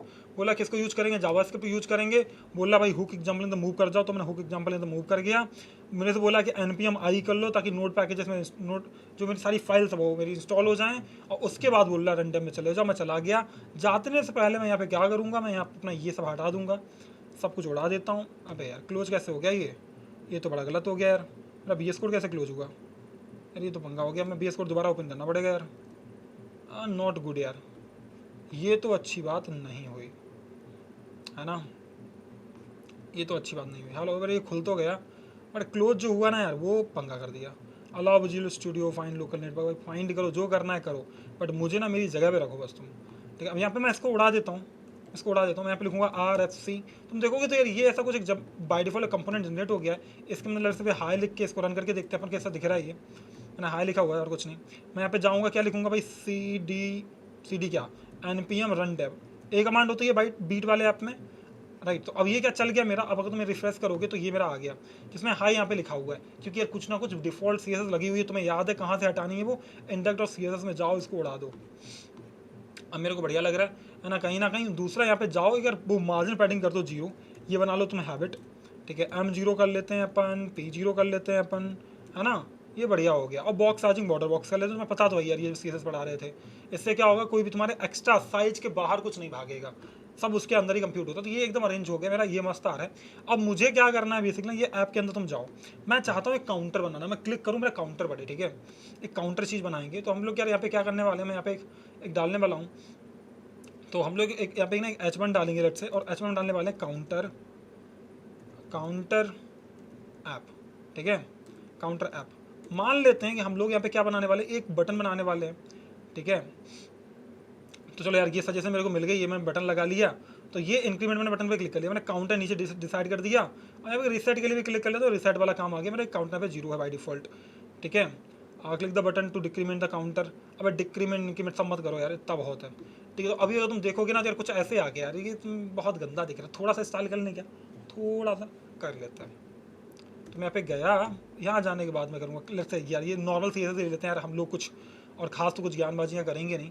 तो अपन आते हैं अपने इसके ऐप.css के अंदर, यहाँ आने के बाद में इन सबको उड़ा के नरक भेज देते हैं, इनको उड़ा के नरक भेज दिया हम लोगों ने। और यहाँ पे यार ये मेरे को पुराने वाले से सजेशन उठा ली है, सही लग रहा है मेरे को यार ना, ये सजेशन दे रहा तो मैंने ले ली, ये अपने आप डिजाइन कर दिया इसने, तो मेरे को कुछ करना नहीं पड़ा, वो तुम समझ गए यार इसने किया कैसे, ठीक है। बाकी इतना बहुत है, तो कुछ किया भी है नहीं भी किया है, अबे यार कुछ नहीं किया, अभी हमको इसको लिंक करना पड़ेगा। तो नॉर्मली कर लेते हैं हम यार, वो कुछ बहुत ज़्यादा ज्ञान करना नहीं है। तो इम्पोर्ट ऐप.css, बाकी तो मॉडल कैसे लगाते हो तुम्हें पता ही है, ठीक है। अब यार ये बड़ा अजीब दिख रहा है, नहीं दिख रहा है तुम्हें, हमें तो दिख रहा है बहुत अजीब दिख रहा है। तो थोड़ा सा और कर लेते हैं, थोड़ा सा, ठीक है। हम थोड़ा सा एम्प्टी देते हैं, एम्प्टी टॉप में 2 rem दे देते हैं, ठीक है। पैडिंग थोड़ी दे देते हैं, बैकग्राउंड दे देते हैं, बॉर्डर रेडियस दे देते हैं, बॉक्स सेट दे देते हैं, मुझे लग रहा है सही लग रहा है थोड़ा सा। अबे यार बहुत ज़्यादा अजीब है, इसको दो थोड़ी सी बिर्थ, ठीक है। तो अब 80% बहुत ज़्यादा हो जाएगा, मैं 50% देने वाला हूँ, कि जरा से तो काम है यार, वे इतनी ज़्यादा बिर्थ का क्या करोगे। दूसरा इसको ना मार्जिन ऑटो कर देते हैं यार ये, ठीक है। Margin left auto, margin right auto, और मैक्सिमम बिट 600, बढ़िया यार। कुछ ऐसे अरेंज हो गया ये। मैं इंक्रीमेंट पे क्लिक करूँ तो बोल रहा है बटन क्लिक्ड, डिस्प्ले पे क्लिक करूँ बटन क्लिक, ये थोड़ी करना था, मैं चाहता हूँ ये इंक्रीमेंट हो। तो यार मैं थोड़ा सा काम करता हूँ, मैं एक प्रॉब्लम दिखाता हूँ, प्रॉब्लम क्या है। ये तो मेरा जनरल ऐप बन गया, मैं यहाँ पे गया, जाने के बाद मैंने एक वेरिएबल डिफाइन करता हूँ, मैं लेट से लेट काउंट, ठीक है। बाई डिफॉल्ट 0 है। अब काउंट को मैं यूज करूँगा कहाँ पे, यहाँ सब पे एक फंक्शन बनाऊँगा, मैंने एक बनाया फंक्शन, मैं बनाता हूँ इंक्रीमेंट।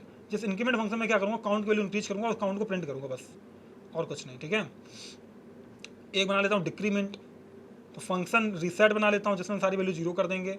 एक फंक्शन बना लेते हैं हम लोग, नहीं और तो कुछ नहीं चाहिए भैया, तो फंक्शन डिक्रीमेंट, ठीक है। डिक्रीमेंट बना लेते हैं, जहाँ वैल्यू को रिड्यूस कर। डिक्रीमेंट बनाया था क्या हम लोगों ने, अबे नहीं बनाया, तो हटाओ इसको, उठा के फेंक देते हैं इसको नाली में। अबे नाली में तो नहीं फेंकते, मतलब उठा के हटा देते हैं इसको, भाई मतलब ये मीनिंग था, ठीक है। सही लग रहा है। तो ये मेरे पास आ गया, मेरा इंक्रीमेंट आ गया, रिसेट आ गया।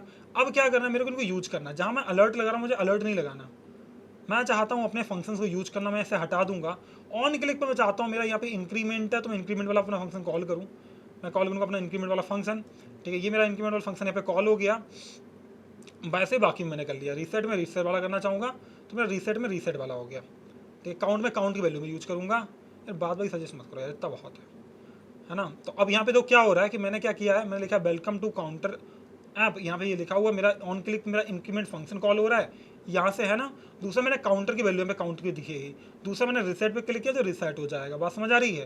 दूसरा click the button to alert the current count, अभी नहीं चाहिए भाई तुम, ये तो नहीं चाहिए यार मेरे को, हटाओ इसको, भागाओ, ठीक है।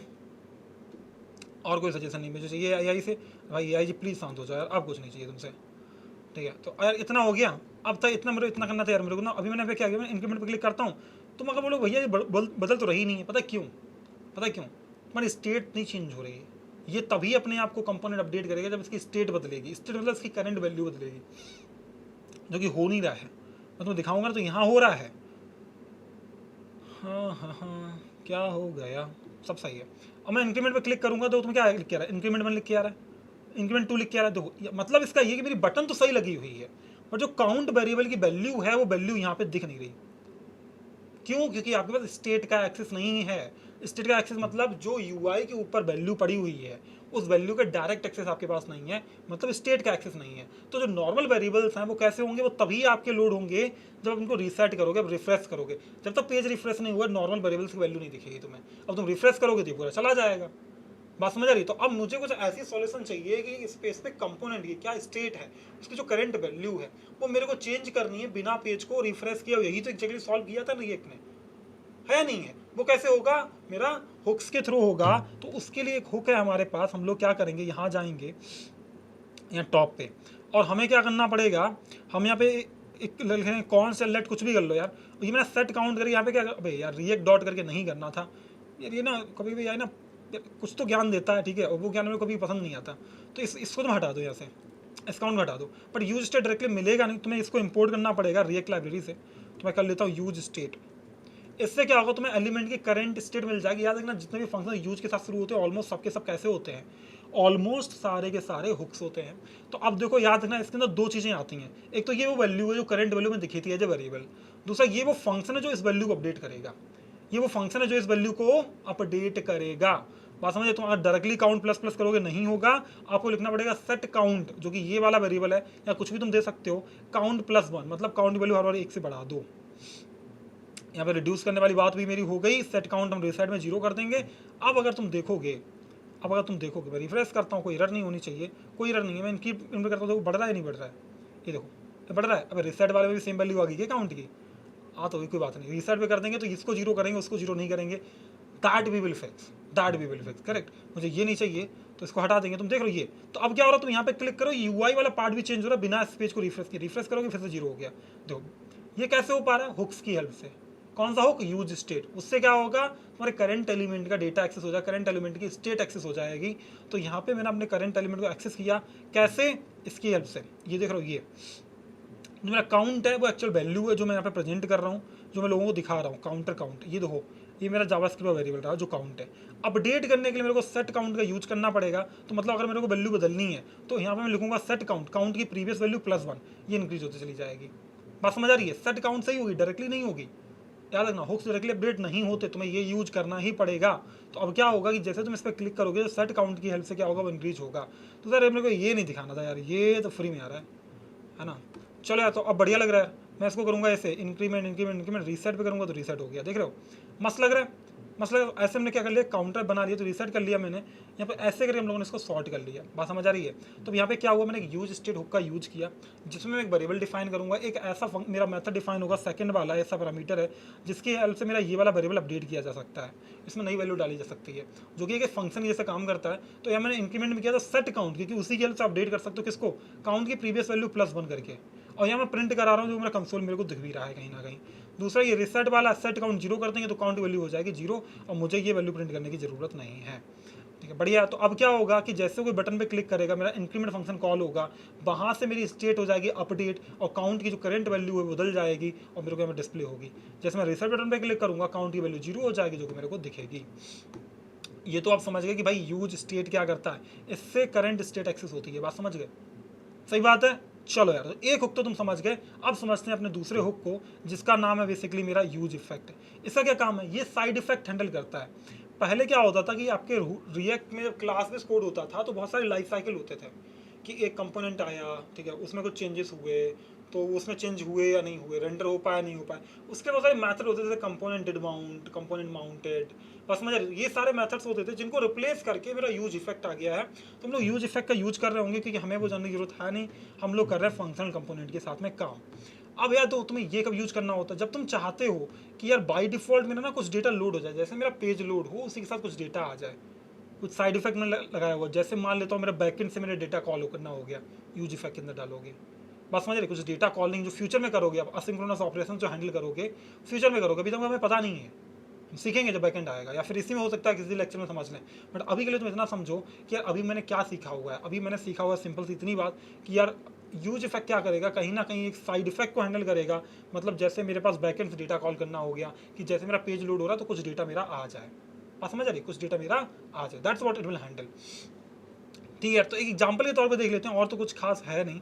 ठीक है, काउंटर हो गया। मैं चाहता हूँ ये अपने आप यहाँ पे ना एक टाइमर दिखाए। ठीक है, एक तो ये ऐप वाला पार्ट हो गया तो सॉर्टेड है, और मैं चाहता हूँ यहाँ पे एक टाइमर लग जाए। एक टाइमर लगा लेते हैं। किसके अंदर लगाएंगे? लेट्स से H1 के अंदर लगाते हैं। ठीक है, मैंने लगाया हुआ है टाइमर। मैंने क्या लगाया हुआ? टाइमर। ठीक है, मैंने लगाया टाइमर।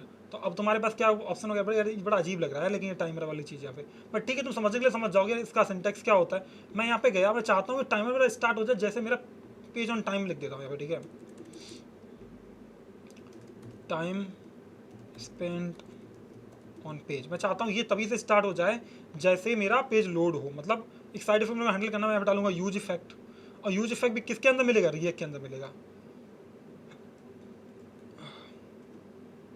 किसके अंदर मिलेगा? रिएक्ट के अंदर। तो ये मैंने नॉर्मल सा यूज इफेक्ट लगा दिया। ठीक है, मैंने क्या लगा दिया? रिएक्ट के अंदर ये नॉर्मल सा लगा दिया, बट ये इंपोर्ट कहाँ से होगा? यहाँ से, रिएक्ट से। इतना याद रखना, यूज कुछ नहीं होता, इसको हटा दो। अब क्या होगा कि तुम्हारा ये जो है अपने आप चलेगा। ठीक है, ये अपने आप चलेगा। अब यार यहाँ पे ना इसने सजेशन दिया, मैं यार ना कुछ टाइमर में लगा दिया यहाँ पे। हालांकि तुम सिंपल करा, तुम सिंपल भी कर लो, ये तुम्हारे ऊपर है। ठीक है, अब यार ये मेरे को लग रहा है सही चलेगा थोड़ा सा। हाँ, अभी तक तो टाइम स्पेंट ऑन दिस अपने आप तो चला नहीं भाई। नहीं यार, ये तो बात मच ही नहीं थी यार, ये तो मेरे को नहीं चाहिए। ये तो बड़ा बड़ा फालतू बात होगी भाई। ठीक है, ये तो नहीं चाहिए यार, रिमूव दिस थिंग। मैं क्या करूँगा, मेरे पास ना एक और दूसरी सॉल्यूशन है यार। तो इसमें याद रखना इसमें क्या क्या होता है। पहले इसके सजेशन बंद करता हूँ। ठीक, इसका क्या काम है भाई? यहाँ पे ना यूज इफेक्ट होगा, एक तुम्हारा कॉल बैक रहेगा। कौन? ये कॉल बैक है तुम्हारा, ये सजेशन नहीं, एक कॉल बैक रहेगा। ठीक है, उसके बाद तुम्हारा रहेगा डिपेंडेंसी अरे। डिपेंडेंसी अरे मतलब क्या? यूज इफेक्ट वाला जो कोड है, एक तो पहली बार तब चलेगा जब तुम्हारा पेज रिलोड होगा, दूसरी बार तब चलेगा या जितनी बार तुम्हारे डिपेंडेंसी अरे में कुछ भी चेंज होगा उतनी बार ये चेंज होता रहेगा। तो मान लेता हूँ मेरे पास में मैंने यहाँ पे एक टाइम करके डिफाइन कर लिया। ठीक है, मैं इसको हटा देता हूँ। तो मैंने time spend, set time spend करके यूज स्टेट डाल ली। अब मैं यहाँ आने वाला हूँ इसके अंदर, अपने किसके अंदर? इसके अंदर। ठीक है, अब मैं यहाँ क्या करूँगा? यहाँ आने के बाद में मुझे अपने उस टाइम को चेंज करना है। हालांकि ये तुम्हारे पास टाइम डेट वाले मेथड की हेल्प से जो तुम कर सकते हो, जो कि मुझे चाहिए नहीं। मैं अपने असिंक्रोनसली कुछ करना चाहता हूँ, तो मेरे पास एक मेथड होता है सेट इंटरवल। ठीक है, क्या होता है? Set interval. ठीक है, तो मैं उसकी हेल्प से कर लूँगा। तो मैं यहाँ पे लिखने वाला हूँ सेट इंटरवल। ठीक है यार, ये अपने आप एक एरो फंक्शन लेता है। तो ये तुम देखो, ये इसने सजेस्ट करती है, मैं बताऊंगा कैसे काम करता है। ठीक है, ये पूरा अपने आप में कैसे काम करता है। तो यहाँ पे क्या होगा? ये ऐसे में लगा लिया। अब यहाँ से क्या होगा? Set interval basically call back लेता है। एक तो यूज इफेक्ट ने कॉल बैक लिया। अभी चिंता मत करना, यूज इफेक्ट का तुम्हें सही यूज तब समझ आएगा जब तुम्हें एक्चुअल में इसका यूज पड़ेगा, और ये हम लोग यूज करेंगे। बहुत जल्दी हो सकता है नेक्स्ट लेक्चर में करें, जब हम लोग लोकल स्टोरेज वगैरह और बहुत सारी चीज़ें पढ़ रहे होंगे। ठीक है, तो चलो यार, ये बढ़िया, मैंने सेट इंटरवल ले लिया। सही है, तो अब यहाँ पे क्या हुआ? यहाँ पे क्या हुआ कि मैंने अपना यूज इफेक्ट लगाया जिसके अंदर कॉल बैक मैंने डिफाइन किया हुआ, जो कि ये रहा। दूसरा यहाँ पे क्या है कि यहाँ पे तुम डिपेंडेंसी अरे डाल सकते हो। इसका मतलब बेसिकली क्या होता है, जब भी इसमें चेंज होगा ये चल जाएगा। हालांकि अभी मुझे डालनी नहीं है तो मैं हटा देता हूँ। अभी मुझे डालनी नहीं तो मैं हटा देता हूँ। ठीक है, मतलब एक एरे, अब ऐसा समझ लो, एक एरे था जिसमें डेटा था जो बैकएंड से आया। बात समझ आई? इस यूज इफेक्ट की हेल्प से वो डेटा मेरा बैकएंड से फेच हुआ, उस एरे में आ गया। अब मैं चाहता हूँ अगर उस डेटा में कुछ चेंज हो, दोबारा से डेटा मेरा फेच हो बैकएंड से। बात समझ आई? बट ऐसा भी कोई सिनेरियो मेरे पास है नहीं जो मैं आपको दिखाऊं, तो इसलिए मैं इसको भी अवॉइड करता हूँ। तो यहाँ पे यूज इफेक्ट में होगा कि मैंने एक सेट इंटरवल डाला हुआ है जो क्या करता है, एक फिक्स टाइम जो आपने यहाँ पे डाला हुआ है। सेट इंटरवल एक कॉल बैक लेता है, जो कि ये रहा, एक फंक्शन लेता है। कॉल बैक फंक्शन मतलब होता है जो फंक्शन के आर्गुमेंट में डाला जाता है। जैसे कि सेट इंटरवल एक फंक्शन हो गया, दूसरा फंक्शन इसके एज अ आर्गुमेंट आया हुआ है, यहाँ पे एज अ पैरामीटर बेसिकली आया हुआ है, तो इस केस में इसको बोलते हैं कॉल बैक फंक्शन। तो यहाँ पे क्या होगा, ये मेरा फंक्शन है, एरो फंक्शन डाला हुआ है, जिसका काम है हर बार क्या करना है, मेरे सेट टाइम स्पेंट को क्या करना है, एक से बढ़ा देना है, एक से बढ़ा देना। और ये कब तक चलेगा? ये हर बार, ये मिली सेकेंड्स में होता है बेसिकली, हर 1 सेकेंड बाद, 1000 मिली सेकेंड के बाद ये चलता रहे। ये क्या हो? चलता रहे। और जैसे ही काम खत्म हो जाए मैं क्लियर कर दूंगा अपने इंटरवल को। तो अब देखो बहुत ध्यान से कैसे काम कर रही है। ठीक है, तो यहाँ पे देखो 1 सेकेंड हो गया, बट ये ना अपडेट नहीं हो रहा, अपडेट नहीं हो रहा। ये क्यों अपडेट नहीं हो रहा? क्योंकि तुम क्लियर कर दे रहे हो। तो मैं क्लियर नहीं करूँगा यार, मैं इसको रिटर्न को हटा देता हूँ। जब भी तुम चाहते हो कि चलने के बाद में तुम्हारा कुछ क्लियरेंस कोड हो तो तुम रिटर्न में डालते हो। ठीक है, हालांकि अब मैं क्या करूँगा, मैंने क्लियर कर दिया इसको। मैं यार कुछ सही से प्रिंट नहीं कर रहा। वैल्यू तो बढ़ नहीं रही। वैल्यू तो बढ़ नहीं रही। ठीक है, वैल्यू तो बढ़ नहीं रही। टाइम सेट +1 दिख रहा है, बट ये बढ़ नहीं रही है यार। ये तो अच्छी बात नहीं हुई है ना, ये तो अच्छी बात नहीं हुई। तो अब क्या करना होगा मुझे? अब क्या करना होगा मुझे? मैं चलता हूँ यहाँ पे। ठीक है, मेरे को कहीं स्टोर करना है नहीं। ठीक है, मुझे कहीं स्टोर करना है नहीं, तो मैंने ये सेट इंटरवल लगाया हुआ है, अब ये अपने आप चलता रहेगा, ठीक है। अब मुझे क्या करना है, मुझे यार ये कहीं यूज करना है यहाँ पे, ठीक है, टाइम स्पेड्स इन सेकेंड्स, ठीक है। अब काउंटर अप इसके बाद में, अब देखते हैं यहाँ पे, अब जो क्या हो रहा है, बेसिकली क्या होता है, तुम्हारा चेक करने के लिए हर बार 2 से लोड कर रहा है, इसलिए तुम्हारा डबल डबल में चल रहा है। तो रिएक्ट में कोई भी चीज़ 2 बार चलती है बिकॉज ऑफ उसके स्ट्रिक्ट मोड की वजह से, इस वजह से ना हमारा ये क्या कर रहा है, 2 बार चल रहा है हर बार। तुम देखोगे ना तो 2 बार चला जा रहा है, 2 बार चला जा रहा है, ठीक है। तो वो एक प्रॉब्लम है, हालांकि जो कि हैंडल की जा सकती है ना, वो बहुत बड़ा चैलेंज है नहीं। तो यार ये ना मैं क्या करूँगा, हर बार ना इसको 2 से डिवाइड कर देता हूँ, लेट्स से, तो ना डबल नहीं चलेगा यार, ये तो बड़ा पंगा कर रहा है, ठीक है। +1 can I do this thing, but ये ना हर बार 2 बार चल जा रहा है, इस वजह से ना मैं पंगा आ जा रहा है यहाँ पे। नहीं यार अभी भी 0 चला पॉइंट्स, अबे नहीं यार फट गया है तो, बट ठीक है यार कोई नहीं। मैं इसको ले लेता हूँ सजेशन में, इसके कुछ है यहाँ पे, एक क्लियर इंटरवल भी हो गया मेरा, नहीं रिफ्रेश करो, 0 सेकंड था, 1 सेकंड, 2 सेकंड, अब सही लग रहा है। तो हर बार क्या होगा कि जो ये क्या कर रहा था, यूज इफेक्ट जैसे कुछ चेंज हो रहा है दोबारा चल जा रहा था, क्लियर इंटरवल से मैंने अपने इंटरवल को मैं क्लियर कर दे रहा हूँ। बेसिकली क्या होता है, स्ट्रिक्ट मोड की वजह से आपका कोड 2 बार चलता है, तो अगर ये कोड 2 बार चल जाएगा, मेरा सेट इंटरवल 2 बार चल जाएगा। इसका मतलब बेसिक सेट इंटरवल करता क्या है कि इतने टाइम पीरियड के बाद में ये अपने आप को लगातार चलाता रहता है, ये अपने आप को लगातार चलाता रहता है। यहाँ पे क्या आता है, डिपेंडेंसी एरे आता है इस यूज इफेक्ट में, कि भाई अगर क्या हो जाए कि भाई अगर मैं चाहता हूँ, पहली बार तो ये चलेगा, ठीक है, पहली बार तो ये चलेगा, दूसरा ये तब चलेगा जब डिपेंडेंसी एरे में कुछ चेंज होगा। हालांकि ये रुक नहीं रहा है क्योंकि आप इससे चला रहे हो, सेट इंटरवल से चला रहे हो, जो कि अपने आप में चलता चला जा रहा है, ये देख रहा हो। तो हर एक सेकंड के बाद में अपने आप को अपडेट कर रहा है, जो कि मेरे को सही लग रहा है। तो यूज इफेक्ट का मतलब इसे लिखा है, यूज इफेक्ट एक हुक है जो साइड इफेक्ट मेंटेन करता है, किसके ऊपर, एक वेबसाइट के ऊपर। हम लोग इसका जनरली यूज करते हैं जब भी हमें बैकएंड से डेटा वगैरह फेच करना होता है।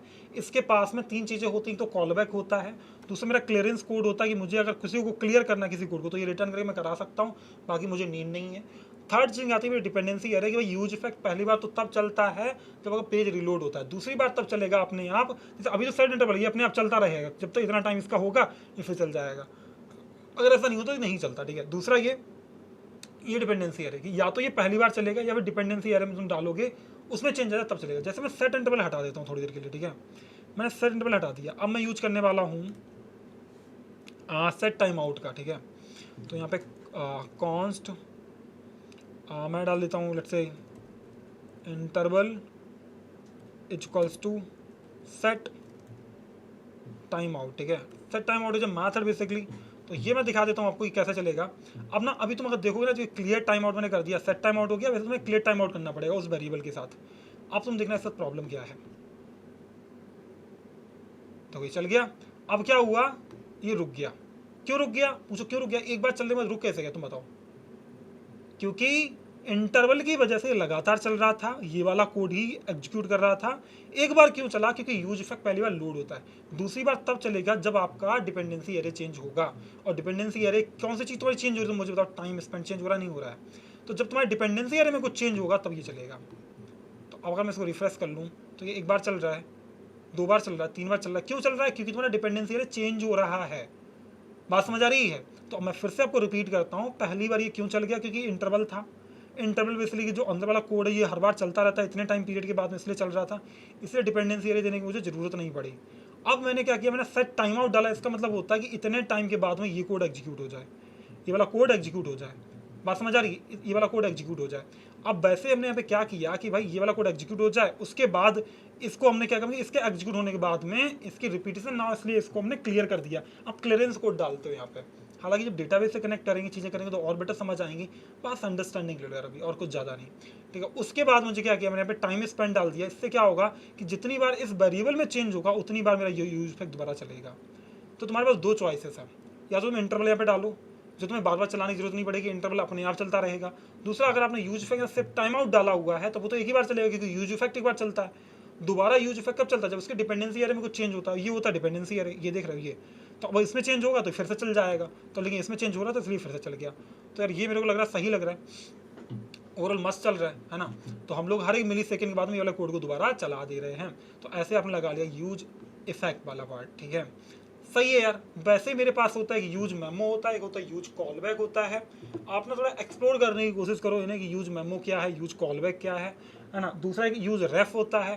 तो मतलब एक दो देख लेते हैं अगर बस टाइम है, वैसे टाइम तो बहुत लिमिटेड है, वीडियो बहुत लंबी हो रही है, मुझे पता नहीं आप में से कितने लोग देखेंगे, बट जो लोग देख रहे हैं एक बार आप मुझे बताना कि आपने पूरी वीडियो देखी है, ठीक है। मुझे पता चलेगा कि लॉन्ग वीडियो में पूरा कॉन्सेप्ट डिटेल में बताने का फ़ायदा है भी या नहीं भी है, ठीक है यार। तो अब मुझे क्या करना है यार, इतना काम तो मेरा सॉलिड हो गया, ठीक है। अब मैं क्या चाहता हूँ यार ना, मेरे को ना एक बटन बनानी है पे ना, बेसिकली मैं चाहता हूँ एक फॉर्म बनाना, ठीक है। मैं एक फॉर्म बनाना चाहता हूँ। तो यार मैं यहाँ पे गया, मैं यहाँ जाना ना एक फॉर्म कहाँ पे डालूँ यार, कहीं पर भी डालूँ, मैं जो एग्जाम्पल देना तुम्हें और कुछ नहीं, ठीक है। तो यार मैं कहाँ जाऊँ यार, एक तो ना एक मैं एक काम करूँ, नया फ्रेगमेंट डाल देता हूँ यहाँ पे, ठीक है। कि मेरे को ना एक फॉर्म वाला कोड भी लिखना है, हालांकि 2 फ्रेगमेंट हो नहीं सकते, तो वो जो डिब्बा वाला इस फ्रेगमेंट के अंदर आ जाएगा तो मेरी प्रॉब्लम सॉल्व हो जाएगी। मैं यहाँ पे मैं ऐड करता हूँ, मेरा एक फ्रेगमेंट आ गया, अभी मेरी प्रॉब्लम सॉल्व हो गई। अब मुझे डालना है यहाँ पे एक फॉर्म, ठीक है, एक डालना है फॉर्म, ठीक है, मैंने डालना है फॉर्म। अब इस फॉर्म के अंदर मान लेता हूँ मैंने एक लेबल डाला हुआ है यार, इतना पूरा बड़ा फॉर्म चाहिए क्या मेरे को, ठीक है यार। एक छोटा सा मैंने फॉर्म डाली, इसके अंदर नेम और ईमेल डाला हुआ है, ठीक है, नेम और ईमेल डाला हुआ। तुम देखो तो ये मेरा फॉर्म आ रहा है, इसको भी क्लास दे दें क्या यार, क्या कहते हो भाई लोगों को बताओ, इसको एक क्लास दे देते हैं, ठीक है, एक क्लास दे देते हैं, क्लास नेम एक क्लास दे देते हैं, ठीक है। अच्छा मैंने नॉर्मल सीरीज डाली हुई है, मैंने नॉर्मल सीरीज डाली है भाई, ठीक है। तो ये फॉर्म एग्जाम्पल की एक हेडिंग डाल लेते हैं, fill out the form below, सही लग रहा है। और यहाँ पे चल के थोड़ी सी स्टाइल भी इसको दे देते हैं, थोड़ा ठीक लगेगा, दिखने के लायक हो जाएगा। अभी तो दिखने के लायक है नहीं है, ठीक है। तो डॉट फॉर्म करते हैं अपन यहाँ से, डॉट फॉर्म, जो सजेशन आएगी वो लेते हैं बाद थोड़ी सजेशन। और मुझे लगता है ये इनपुट हो गया, पैडिंग ब्ला ब्ला ब्ला जो तुम देना है वो दे दो, मेरे को बस सही फॉर्म बना के दे दो। बाकी तुम मीनिंग सब समझते हो, तुम्हारे लिए बहुत बड़ा चैलेंजिंग है नहीं ये, है ना यार। रिस्पॉन्स ही मत करो तुम, इतना बहुत है समझने लगे। अबे यार क्या फॉर्म का कचड़ा बना दिया है इस तो, ये तो फॉर्म का कचड़ा बना दिया यार, ये क्या बन गया। हाँ, बिल्कुल मज़ा नहीं आया, बिल्कुल मज़ा नहीं आया। तो यहाँ पे ना अपन एक बॉर्डर देते हैं, एक तो मार्जिन टॉप देते हैं, पैडिंग देते हैं, बैकग्राउंड कलर देते हैं, बॉर्डर रेडियस देते हैं, बॉक्स शैडो देते हैं, बिट देते हैं, क्या कहते हो मैक्सिमम बिट देते हैं, मार्जिन देते हैं, मार्जिन लेफ्ट देते हैं, सेंटर होगी एकदम बढ़िया। अब सही, अबे क्या सही लग रहा है यार, बड़ा अजीब दिख रहा है, दिख रहा है ना, बहुत अजीब दिख रहा है यार, बहुत अजीब दिख रहा है। तो मैं वापस गया किसके पास में, इसके पास में, देखता हूँ मैंने फॉर्म को डिफाइन कैसे किया एग्जैक्टली। अब ऐसे डिफाइन नहीं करते फॉर्म को, ठीक है। यहाँ से हटाओ यार इसको, ये AI ना महान है, मेरे को लगा यार ये कुछ तो अच्छा करेगा, इस नेम को यहाँ से हटाओ, ऐसे डिफाइन नहीं करते, ऐसे डिफाइन करते हैं, ठीक है। लेबल डाला मैंने, उसके बाद ये आ गया, तुम्हें तो बताइए ना। अब ये BR डालने की जरूरत थी क्या मेरे को, नहीं थी यार। मैंने वहाँ पे फॉर्म को स्टाइलिंग से हैंडल किया, तो why would I put this BR thing. इसको लेबल को यहाँ से हटाओ, कमांड X करते हैं, यहाँ डालते हैं, और यहाँ से हटा के इसको ऐसे डालते हैं, सही लग रहा है मुझे ना। और कुछ चाहिए नहीं, इतना बहुत है। रीसेट भी चाहिए नहीं, इतना भी बहुत है, इतना बहुत है मेरे लिए। I am really happy to have this. और मेरा ये हो गया यार, लेकिन ना फिर भी ये ऑर्गेनाइज हुआ नहीं मेरे भाई, ये ऑर्गेनाइज हुआ नहीं यार। ये ना नई लाइन पे आ रहा है, क्योंकि ना मैंने इसको ना कहीं कॉलम करके रखा हुआ है। यार थोड़ा सा कायदे से बना लें क्या फॉर्म, बट टाइम लगता है स्टाइलिंग करने में, तुम समझ जाना। हालांकि तुम्हें क्या करना है, डिव के अंदर रैप करो इनको, हो सकता है सेकेंड्स में अगर ये हो जाए तो कर लेते एक बार। डिव डॉट नेम कर लेता हूँ, या फिर यूज़र नेम मैंने किया हुआ है। हालांकि मैं इस यूज़र नेम को क्या करूँगा, इस वाले पूरे यूज़र नेम को उठाओ, यहाँ से कमांड X करो, यहाँ आ जाओ, यहाँ डाल लो, ठीक है। उसके बाद क्या करोगे, इसमें आ जाओ, अब एज नहीं चाहिए, डिव डालो, डिव डॉट ईमेल कर लेते हैं। और मुझे ना तुम्हें कुछ दिखाना है, हालांकि ना मेरे को स्टाइलिंग का कोई मतलब था नहीं, बट फिर भी ना मेरे को तुम्हें कुछ कराना था, या तो मैं फिर ले लिया ना। जब कुछ गंदा दिखता है बड़ा अजीब दिखता है यार, डेवलपर्स की बीमारी होती है ना। तो मुझे लग रहा है थोड़ा सा ऑर्गेनाइज तो कुछ हुआ है, ठीक है, कुछ तो ऑर्गेनाइज हुआ है। बाकी मेरे को कोई सजेशन नहीं चाहिए इससे, रख ले भाई तो अपने सजेशन अपने पास। मेरे को ना कुछ हल्का सा ऑर्गेनाइज हुआ है मतलब, बट ठीक है, मैनेजेबल है, मैनेजेबल है। ये ना नेम वगैरह तुम चाहो हटा दो यार, तो लेवल हटाने तुम हटा दो यार। तुम ना यहाँ पे अपन क्या कर देते हैं, अपन ना कुछ ऐसा कर देते हैं लेवल पोर्शन नहीं हटा सकते थे यार, या कुछ मैसेज दे दो प्लेस होल्डर में, बट ठीक है। ये फॉर्म मेरा आ गया। अब मुझे क्या करना है, यहाँ इससे वैल्यू लेनी। मैं चाहता हूँ जब ये सबमिट बटन पे क्लिक करे ना इंसान, तो कुछ मेरी वैल्यू आए, कुछ मेरी वैल्यू आए। बात समझ रही है, वो वैल्यू अभी कहीं स्टोर कराने के लिए ऑप्शन तो है नहीं, मैं कंसोल में प्रिंट कराऊंगा, ठीक है, मैं कंसोल में प्रिंट कराऊंगा। तो यार मेरे पास 2 ऑप्शन है, ठीक है। तुम्हें यार ऑन चेंज याद है, ऑन चेंज हम लोग इनपुट पे लगाते थे, जब भी इसमें कुछ इनपुट करते थे ना तो ऑन चेंज होता था, याद है या नहीं है। तो उसके लिए प्रॉपर्टी होती है ऑन चेंज। तो अब यहाँ पे जाओ, और जाने के बाद में एक फंक्शन डिफाइन करते हैं हम लोग। मैं करूँगा लेट से हैंडल, एक फंक्शन डिफाइन करते हैं, लेट हैंडल चेंज, ठीक है, लेट से हैंडल चेंज। तो यहाँ पे क्या होगा कि मेरे पास ना एक वैल्यू को मैं प्रिंट करके दिखाता हूँ आपको। तो अभी कैसे चलता है मेरा हैंडल चेंज, ठीक है यार, रिप्लेस कर दिया हैंडल चेंज। अब यहाँ चल के अपना हैंडल चेंज डाल लेते हैं, ठीक है। कहाँ डालोगे? इनपुट के अंदर। कहाँ डालोगे? इनपुट के अंदर। यहाँ जाओ, ऑन चेंज करो, यहाँ पे on change handle change. Same thing goes for this also. दोनों में मैंने दोनों अपने इनपुट में हैंडल चेंज डाल दिया, ठीक है। अब क्या होगा कि अब मैं तुम्हें दिखाता हूँ ये प्रिंट कैसे होगा। मैं इंस्पेक्ट करता हूँ थोड़ी देर के लिए। मैं कंसोल पे गया, मैं इसको हटाता हूँ। मैं यहाँ कुछ भी लिखूंगा, मैं लिखूंगा हाय। तो जो मैं लिख रहा हूँ ना वो दो कहाँ पर है? मेरे कंसोल में। तो ऑन चेंज की हेल्प से हम लोग क्या कर पा रहे हैं? वैल्यू एक्सेस कर पा रहे हैं। कैसे? देखो यहाँ पे ये ई है, जिसकी हेल्प से क्या होगा? तुम्हारा एलिमेंट एक्सेस होगा। टारगेट डॉट वैल्यू, तुम्हें जो भी चाहिए ई डॉट टारगेट, तुम्हारा पूरा का पूरा एलिमेंट मिल जाएगा। वैल्यू से उसकी वैल्यू मिल जाएगी। बात समझ गए? तो ये मेरी ऐसे कुछ वैल्यू आ रही है। ये हाई तुम देख रहे हो, पूरा का पूरा हाई आ गया ऐसे मल्टीपल टाइम। मैंने लिखा हाई दिस डाडा। जो भी तुम चेंज करोगे यहाँ पे आ रहा है।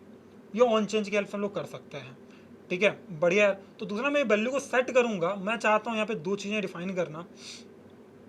मैं यहाँ पे गया, मैं डिफाइन करता हूँ दो चीज़ें। एक तो मैं करूँगा कॉन्स्ट, मैं फॉर्म डेटा वगैरह तो नहीं लेने वाला हूँ। मैं लूँगा यहाँ पे नेम एंड सेट नेम, ठीक है। मैं लूँगा ईमेल और सेट ईमेल, दो मैंने लिए हुए हैं। हैंडल चेंज मैंने ऑलरेडी डाला हुआ, तो I don't have to put again. तो ये मुझे क्या करना है यार? मुझे ना यहाँ पे इनकी वैल्यू में दिखाना है, फिर ऐसे कहीं भी से कंसोल में प्रिंट कर लूँगा बाई डिफॉल्ट लास्ट में, जब हैंडल मेरा सबमिट होगा तब।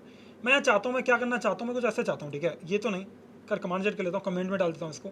मैं चाहता हूँ क्या कि जब भी मेरे पास में नेम आए, मुझे नेम को अपडेट कर देना। तो कैसे काम कैसे करता है? यहाँ पे ना मैंने एक नेम डाला होगा, अगर नहीं डाला तो डाल लो। ये देख रहे हो नेम, इनपुट का नेम, और ये देख रहे हो इनपुट का ईमेल।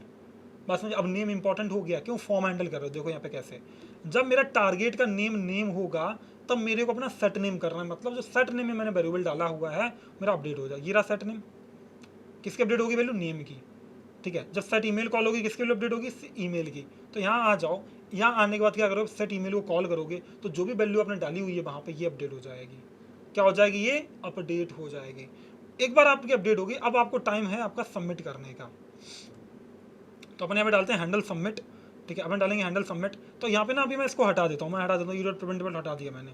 तुम देखो अभी ना फॉर्म में कुछ मैसेज प्रिंट होगा कंसोल में, एंड इसको कॉल भी तो कर लो भाई। ये फॉर्म में जाओ, यहाँ पे ऑन सबमिट लगाओ event, on submit handle submit, ठीक है। तो तुमने क्या काम किया? ऑन सबमिट इवेंट लगाया। तुम्हें याद है जावास्क्रिप्ट हम लोगों ने इवेंट पढ़ी थी, वही इवेंट है ये। और हैंडल सबमिट मैंने अपना फंक्शन कॉल कर लिया कि जैसे कोई सबमिट बटन पर क्लिक करे ये वाला कोड एग्जीक्यूट हो जाए, जिसमें नेम और ईमेल हम प्रिंट कराएंगे। चलो यार इसको रिफ्रेश करते हैं। अब देखते हैं कोई एरर है क्या। नहीं, एरर तो कुछ नहीं है, वो चेंजिंग की वजह से आ रहा था। मैं यहाँ पे गया, मैंने डाला नेम में, मैं डाल देता हूँ लेट से नेम में डाला हुआ है लेट से गौरव पांडे, ठीक है। नेम डाला हुआ है। मैंने डालता हूँ ईमेल, मैं डाल दिया abc@email.com, ठीक है। तो नाउ हियर मैंने क्या करना? सबमिट बटन पर क्लिक करना। तुम देखो माइक्रो सेकंड के लिए डेटा आया और चला गया। बेसिकली ऐसा क्यों होता है? फॉर्म का डिफॉल्ट नेचर है आपके पेज को रिफ्रेश करने का। फॉर्म का डिफॉल्ट नेचर क्या है? आपके पेज को रिफ्रेश करने का। इसलिए कोई पूरा पूरा पेज रिफ्रेश हो गया है, और पेज रिफ्रेश होने की वजह से जो भी कंटेंट आया वो चला गया, आपने प्रॉब्लम हैंडल नहीं किया। उसके लिए एक प्रॉपर्टी होती है कि आप फॉर्म में जाओ, ये एलिमेंट को टारगेट करो और प्रिवेंट डिफॉल्ट इनेबल कर दो। इससे क्या होगा कि फॉर्म का जो डिफॉल्ट बिहेवियर है वो बदल जाएगा, मतलब सबमिट होने पे ये सब हटेगा नहीं। तो मैं दोबारा डालता हूँ, फिर मैंने गौरव पांडे डाला, या मैं डालूंगा abc फिर test@gmail.com में सबमिट करूँगा। तुम देखो यहाँ पे क्या आ गया? सबमिट होने पे मेरा ऑन सबमिट वाला फंक्शन एग्जीक्यूट हो गया और मेरा नेम और ईमेल यहाँ पे आ गया। ये कैसे आ पाया? मैं दोबारा री एक्सप्लेन करता हूँ आपको। मैंने दो स्टेट डिफाइन किए, नेम और ईमेल। मैंने एक हैंडल चेंज फंक्शन डिफाइन किया जो नेम की हेल्प से मेरी वैल्यू अपडेट करेगा कि अगर तो, क्योंकि ऑन चेंज तो हर उस पर काम करेगा जहाँ पे मैंने क्या किया हुआ है? ऑन चेंज डाला हुआ है। दो जगह मैंने ऑन चेंज डाला हुआ है, बट कौन सी वैल्यू अपडेट करें? तो हम नेम की हेल्प से आइडेंटिफाई कर रहे हैं कि अगर मैं नेम के पास साथ काम कर रहा हूँ तो नेम को अपडेट करूँगा। अगर मेरा ऑन चेंज हो रहा है किस पे? ईमेल पे चेंज हो रहा है तो मैं ईमेल के साथ करूँगा। बात समझ आ रही है? ये नेम मैंने डाला कहाँ पे? यहाँ डाला। देखो नेम कहाँ डाला? यहाँ डाला। ये हो गया मेरा नेम, ये मेरा हो गया ईमेल। बात समझ आ रही है? यहाँ पे तो तुम ये ईमेल में डाला हुआ है, ये ईमेल, समझ गए? तो ऐसे मेरा ईमेल चेंज हो रहा है। सही लग रहा है मेरे को? है तो ऐसे करें, तुम क्या कर सकते हो? अब यहाँ पे यूज रेफ कहाँ पे पिक्चर में आता है? तो ऑन चेंज के साथ प्रॉब्लम क्या है कि ये जैसे आप कुछ भी करोगे ये अपने आप को बदलता रहता है। ऑन चेंज से चेंज हुआ वैसे हो गया। अगर आप चाहते हो ऐसा ना हो तो उसके लिए दूसरा ऑप्शन है कि यार ये ऑन चेंज नहीं लगाना मेरे को। ऑन चेंज को मैं कमेंट कर देता हूँ। ऑन चेंज मुझे क्या कर देना? कमेंट कर देना है। तो यहाँ पे आ जाओ, आप क्या करो? आपको वैल्यू को चेंज करना है तो हैंडल चेंज हटा दो। तो आपको क्या करना है कि हैंडल चेंज मैं हटा देता हूँ और इसकी जगह पे मेरे पास एक नई चीज़ होगी। मैंने ये कर दिया। अब मैं इस हैंडल चेंज को यहाँ पे जाके कमेंट करूँगा, क्योंकि हैंडल चेंज तो हट चुके हैं, हैंडल चेंज तो हट चुके हैं। तो यार इसको ना कमेंट कर लेते हैं हम लोग, ऐसे कमेंट करेंगे। कौन कमेंट करेगा? हम लोग। कमेंट तो करेंगे, कर दिया, बट यार इसके अंदर आ नहीं पा रहा, ये आ नहीं पा रहा, ये हटाना पड़ेगा। तो यार ये तो मैं इसको कमेंट कर देते हैं, इसको भी कमेंट कर देते हैं और इसको भी कमेंट कर, इसके दूसरे इनपुट डाल देते हैं, ठीक है, इन जगह दूसरे इनपुट डाल देते हैं। तो इनपुट INP, हमने ID टेप नेम आ गया, ठीक है, हैंडल चेंज वगैरह हटा देते हैं, ठीक है, ये मैंने हटा दिया। इसकी जगह पे मेरे पास एक ऑप्शन होगा रेफ डालने का, क्या डालने का, रेफ। तो रेफ मैं यहाँ पे डाल सकता हूँ, मेरे को कौन सा रेफ डालना है वो मैं यहाँ पे इंपोर्ट कर लेता हूँ। तो मैं यहाँ जाओ, दो चीज़ें ले लो, जहाँ तुमने हैंडल चेंज लिया था उसकी जगह पे रेफ ले लो, ठीक है। तो मैं यहाँ पे क्या करूँगा, मैं लूँगा लेट से लेट, ठीक है, मैं ले लेता हूँ वैल्यू। तो मेरे पास हो गई यार हैंडल चेंज से बार बार वैल्यू मैं चेंज कर रहा था किसकी हेल्प से, पर इस बार मैं करूँगा रेफ की हेल्प से, ठीक है। Set name E dot target dot value, अब नहीं यार अभी तो हैंडल नहीं हुआ, ये तो हैंडल नहीं हुआ, बात नहीं बनी। मैं क्या करूँगा, ये हटा देता हूँ, मैं मेरे को ना रेफ चाहिए, यूज रेफ चाहिए, तो उसके लिए मेरे को डिफाइन भी करना पड़ेगा उन्हें। हटा यार यहाँ से, मैं यहाँ पे गया टॉप पे, ठीक है, मैं गया टॉप पे, और टॉप पे जाने के बाद मुझे दो चीज़ें डिफाइन करनी है, ठीक है। मैं डिफाइन किया लेट, ठीक है, मैं आ गया यहाँ पे name ref is equals to use ref, use ref. By default मैंने इसको नल कर रखा है, बाय डिफ़ॉल्ट मैंने क्या रखा है, नल करके रखा हुआ है। वैसे मेरे पास ईमेल रेफ आ गया, ठीक है। अब मुझे क्या करना है, मैं यहाँ पे आ गया, यहाँ पे आ गया, पता क्या होगा, यहाँ पे तुम अपना रेफरेंस डाल सकते हो। तो यहाँ पे मेरा कौन सा रेफरेंस आएगा, मैं चाहता हूँ नेम रेफ पड़े, यहाँ पे कौन सा पड़े, नेम रेफ पड़े। तुमने जो भी रेफरेंस को डिफाइन किया तुम यहाँ पे डिफाइन कर दो, सिंपल सी बात ये है। जो भी तुमने रेफरेंस डिफाइन किया तुम यहाँ पे रेफ में डाल दो, रेफ में डाल दो। मैंने कौन सा रेफरेंस किया था, नेम रेफ किया था, दूसरा क्या किया था बताओ मुझे, दूसरा क्या किया था बताओ मुझे, दूसरा मैंने ईमेल रेफ किया था, जो कि मेरे पे यहाँ पे सजेस्ट मेरा कर दे रहा है। भाई कमेंट मत हटाओ भाई, कमेंट मेरे लिए इंपॉर्टेंट है, क्योंकि तुम्हें ना बाद में ट्रेस करने में हेल्प रहेगा। अब ये ले सकते हैं, तो हमने क्या किया, ईमेल जगह पे ये वाला रेफ डाल दिया। अब क्या होगा, मुझे ना ऑन चेंज नहीं लगाना पड़ेगा, मुझे क्या नहीं लगाना पड़ेगा, ऑन चेंज नहीं लगाना पड़ेगा। On change value her bar change होती है जैसे जब काम करते हो, मेरे को ऑन चेंज इवेंट में हटा सकता हूँ। यहाँ पे क्या होगा कि थ्रू आउट ऑल द री रेंडर्स आपकी जो वैल्यू अपनी रेफ के हेल्प डाली है वो सेम रहेगी। आप ये फॉर्म के अंदर जाके एक्सेस कर सकते हो, कहाँ पे, हैंडल सबमिट पे। यहाँ आ जाओ, कर लिया ये। आप कर सकते हो सेट नेम में जो भी आपका रेफ है, करेंट डॉट वैल्यू, इससे आपका करंट एलिमेंट सेलेक्ट हो गया, डॉट वैल्यू से आपको वैल्यू मिलेगी। सेट ईमेल कर लो, इससे आपकी वैल्यू आ गई, इससे आपकी वैल्यू आ गई। तो आपका नेम और ईमेल यहाँ से सेट हो जाएगा। तो नेम रेफ करंट वैल्यू, ये वैल्यू मेरी कौन सेट नेम में चली जाएगी और ये मेरी ईमेल में चली जाएगी, और मैं यहाँ से वैल्यू को प्रिंट कर रहा हूँ, बाकी मुझे कुछ प्रिंट करना नहीं है। तो अब मैं अगर आपको दिखाऊँ ना यहाँ पे, तो इसको रिफ्रेश करता हूँ। अब कहाँ फट गया ये, an error occurred in app, consider an error bounded to your custom edge, use ref is not defined. अच्छा ऐसा क्या, ये तो इंपोर्ट नहीं हो पाया भाई, चलो इंपोर्ट कर लेते हैं यूज रेफ, अब ठीक चलेगा, ठीक है, सब सॉर्टेड हो गया। अब क्या होगा कि मेरा ना दो चेंज में क्या प्रॉब्लम थी कि जैसे तब चेंज करोगे बार बार वैल्यू को दिखाता था, ये ऐसा नहीं करेगा। यहाँ पे क्या होगा कि आपके हर एक रीरेंडर के थ्रू वैल्यू को स्टोर करके रखेगा। मैंने आपने ये डाला, आपने ईमेल डाल दी, अब जैसे सबमिट बटन पे क्लिक करोगे तो अब डेटा आ गया। अब ओहो वैल्यू तो दिखी नहीं, अच्छा वैल्यू तो दिखी नहीं, प्रॉब्लम क्या हुई भाई, प्रॉब्लम क्या हो गई भाई। तो चलो समझते हैं यार अपनी प्रॉब्लम को। पहले तो मैं हैंडल सबमिट पे गया, मैंने सेट नेम से वैल्यू लिया, वैल्यू मैंने डिफाइन नहीं किया। क्या, अच्छा वैल्यू मैंने डिफाइन नहीं किया, लेकिन ये प्रॉब्लम और है, तो मेरे को वैल्यू भी डिफाइन करनी पड़ेगी इनकी।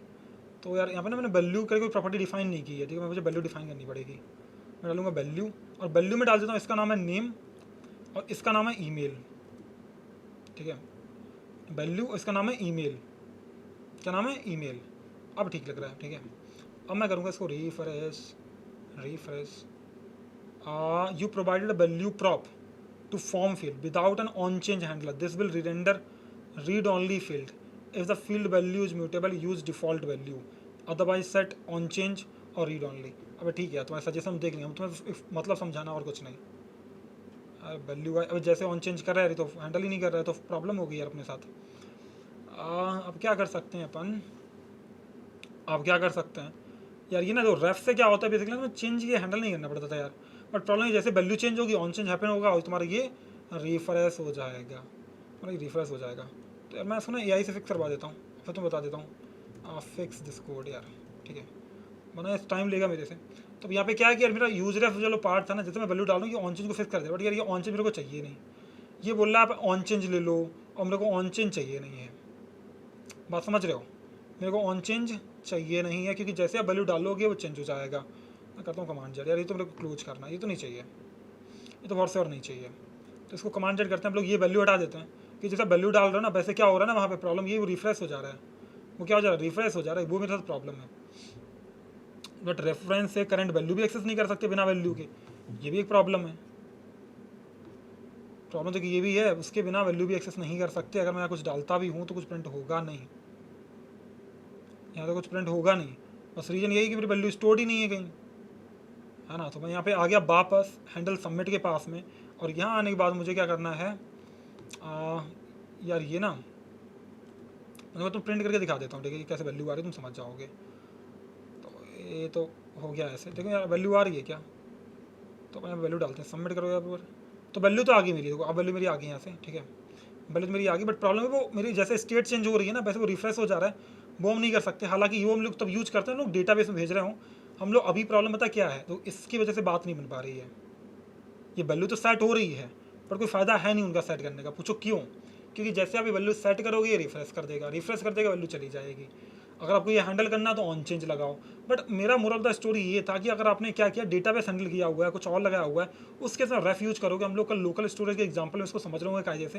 बट अभी इतना समझना है कि अगर मेरे को ऑन चेंज नहीं लगाना तो रेफ एक ऐसी प्रॉपर्टी है, मेरे पास क्या होगा, यूज रेफ एक ऐसा हुक होगा जो मुझे यहाँ से डायरेक्टली वैल्यू का एक्सेस दिलवाएगा, और ये वैल्यू मैं कहीं स्टोर करके भेज सकता हूँ।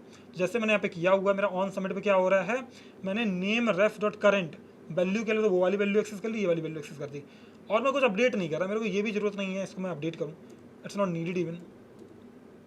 और मैं वैल्यू को सेट भी नहीं कर रहा, मैं वैल्यू को सेट भी नहीं कर रहा, ये भी मेरे लिए यूजफुल है नहीं। ये किसी के लिए थे, ऑन चेंज के लिए थे। तो जिसको डाउट लगे वीडियो को एक बार रिवर्स करना, फिर से देखना, तुम समझ जाओगे। बहुत डिफिकल्ट है नहीं ये बात तुम्हारे लिए, ठीक है, सही है यार। तो इतनी बात हम समझ गए। हालांकि कल वाले एग्जाम्पल्स में ये बहुत क्लियर हो जाएगा आसानी से। तो ऐसे कुछ आप लगाते हो यूज रेफ को कि भाई डायरेक्टली रेफ डालो, यूज रेफ डिफाइन करो, यहाँ पे आके अपने यूज रेफ डिफाइन कर लिया, और उसके बाद अगर वैल्यू आपको एक्सेस करनी है तो जो भी आपका रेफ का नाम है डॉट करेंट डॉट वैल्यू करके एक्सेस कर लो। बाद में किसी ऑब्जेक्ट या किसी पे स्टोर करा के हम लोग भेज सकते हैं डेटाबेस में या फिर लोकल स्टोरेज वगैरह में, ठीक है। तो अब मैं दोबारा से आपको दिखा देता हूँ, मैंने वैल्यू डाली, उस केस करिए कुछ भी, मैं डाल दिया टेस्ट, मैं करूँगा सबमिट, तो डेटा आ रहा है यहाँ पे। बस मुझे रिफ्रेश भी नहीं कर रहा है मेरी प्रॉब्लम, तो मेरी सारी प्रॉब्लम सॉर्ट हो गई, समझ गए। तो ये था मेरे पास में होके कि यूज रेफ करके। फिर बाकी दो और होके कि यूज मेमो है, यूज कॉल बैक है, इनको जाके रेफर करो। हालांकि मैं शॉर्ट में बता देता हूँ, दोनों के सिंटैक्स सेम है, यूज मेमो और यूज कॉल बैक के। बेसिकली उनका फ़ायदा क्या है, यूज मेमो तब यूज होता है जब आपको कुछ मेमोराइज करना हो, किसी भी कॉम्प्लिकेटेड कैलकुलेशन की वैल्यू स्टोर करनी हो, तब यूज मेमो यूज करते हो। और आप यूज कॉल बैक तब करते हो चाहते हो कि मेरा चाइल्ड, अगर माना कि एक मेरा फंक्शन लगा हुआ है और किसी एक कंपोनेंट लगा होता है, अगर वो कंपोनेंट रिफ्रेश करता है तो सारे कंपोनेंट रिफ्रेश कर जाते हैं। उस प्रॉब्लम से बचना तो उसके उसमें यूज कॉल बैक यूज करते हैं कि सिर्फ वही चाइल्ड मेरा होगा। बट कोई नहीं, आने वाले फ्यूचर में लोग प्रोजेक्ट कर रहे होंगे, डिटेल में चीज़ों को देखेंगे तो समझ आ जाएगा। अभी मेरे को हुक समझ आ गया, कुछ हल्का फुल्का इतनी बात है, और तो कुछ नहीं, ठीक है यार। तो ये बात तो हम लोग समझ गए। अब मुझे क्या करना है, अब मुझे करना है कि यार अब ना मेरे को दो टॉपिक और पढ़ाने हैं। वो टॉपिक ये हैं, कौन कौन से, ये वाले, ये तुम समझ के मैं रेफरेंस तुम्हें दे दूंगा कहाँ से पढ़ना है। तुम यहाँ पे जाओ, यहाँ जाने के बाद में सर्च करो हुक्स इन रिएक्ट, और रिएक्ट की ऑफिशियल डॉक्यूमेंट में चले जाओ, ठीक है, रिएक्ट की ऑफिशियल डॉक्यूमेंट में चले जाओ।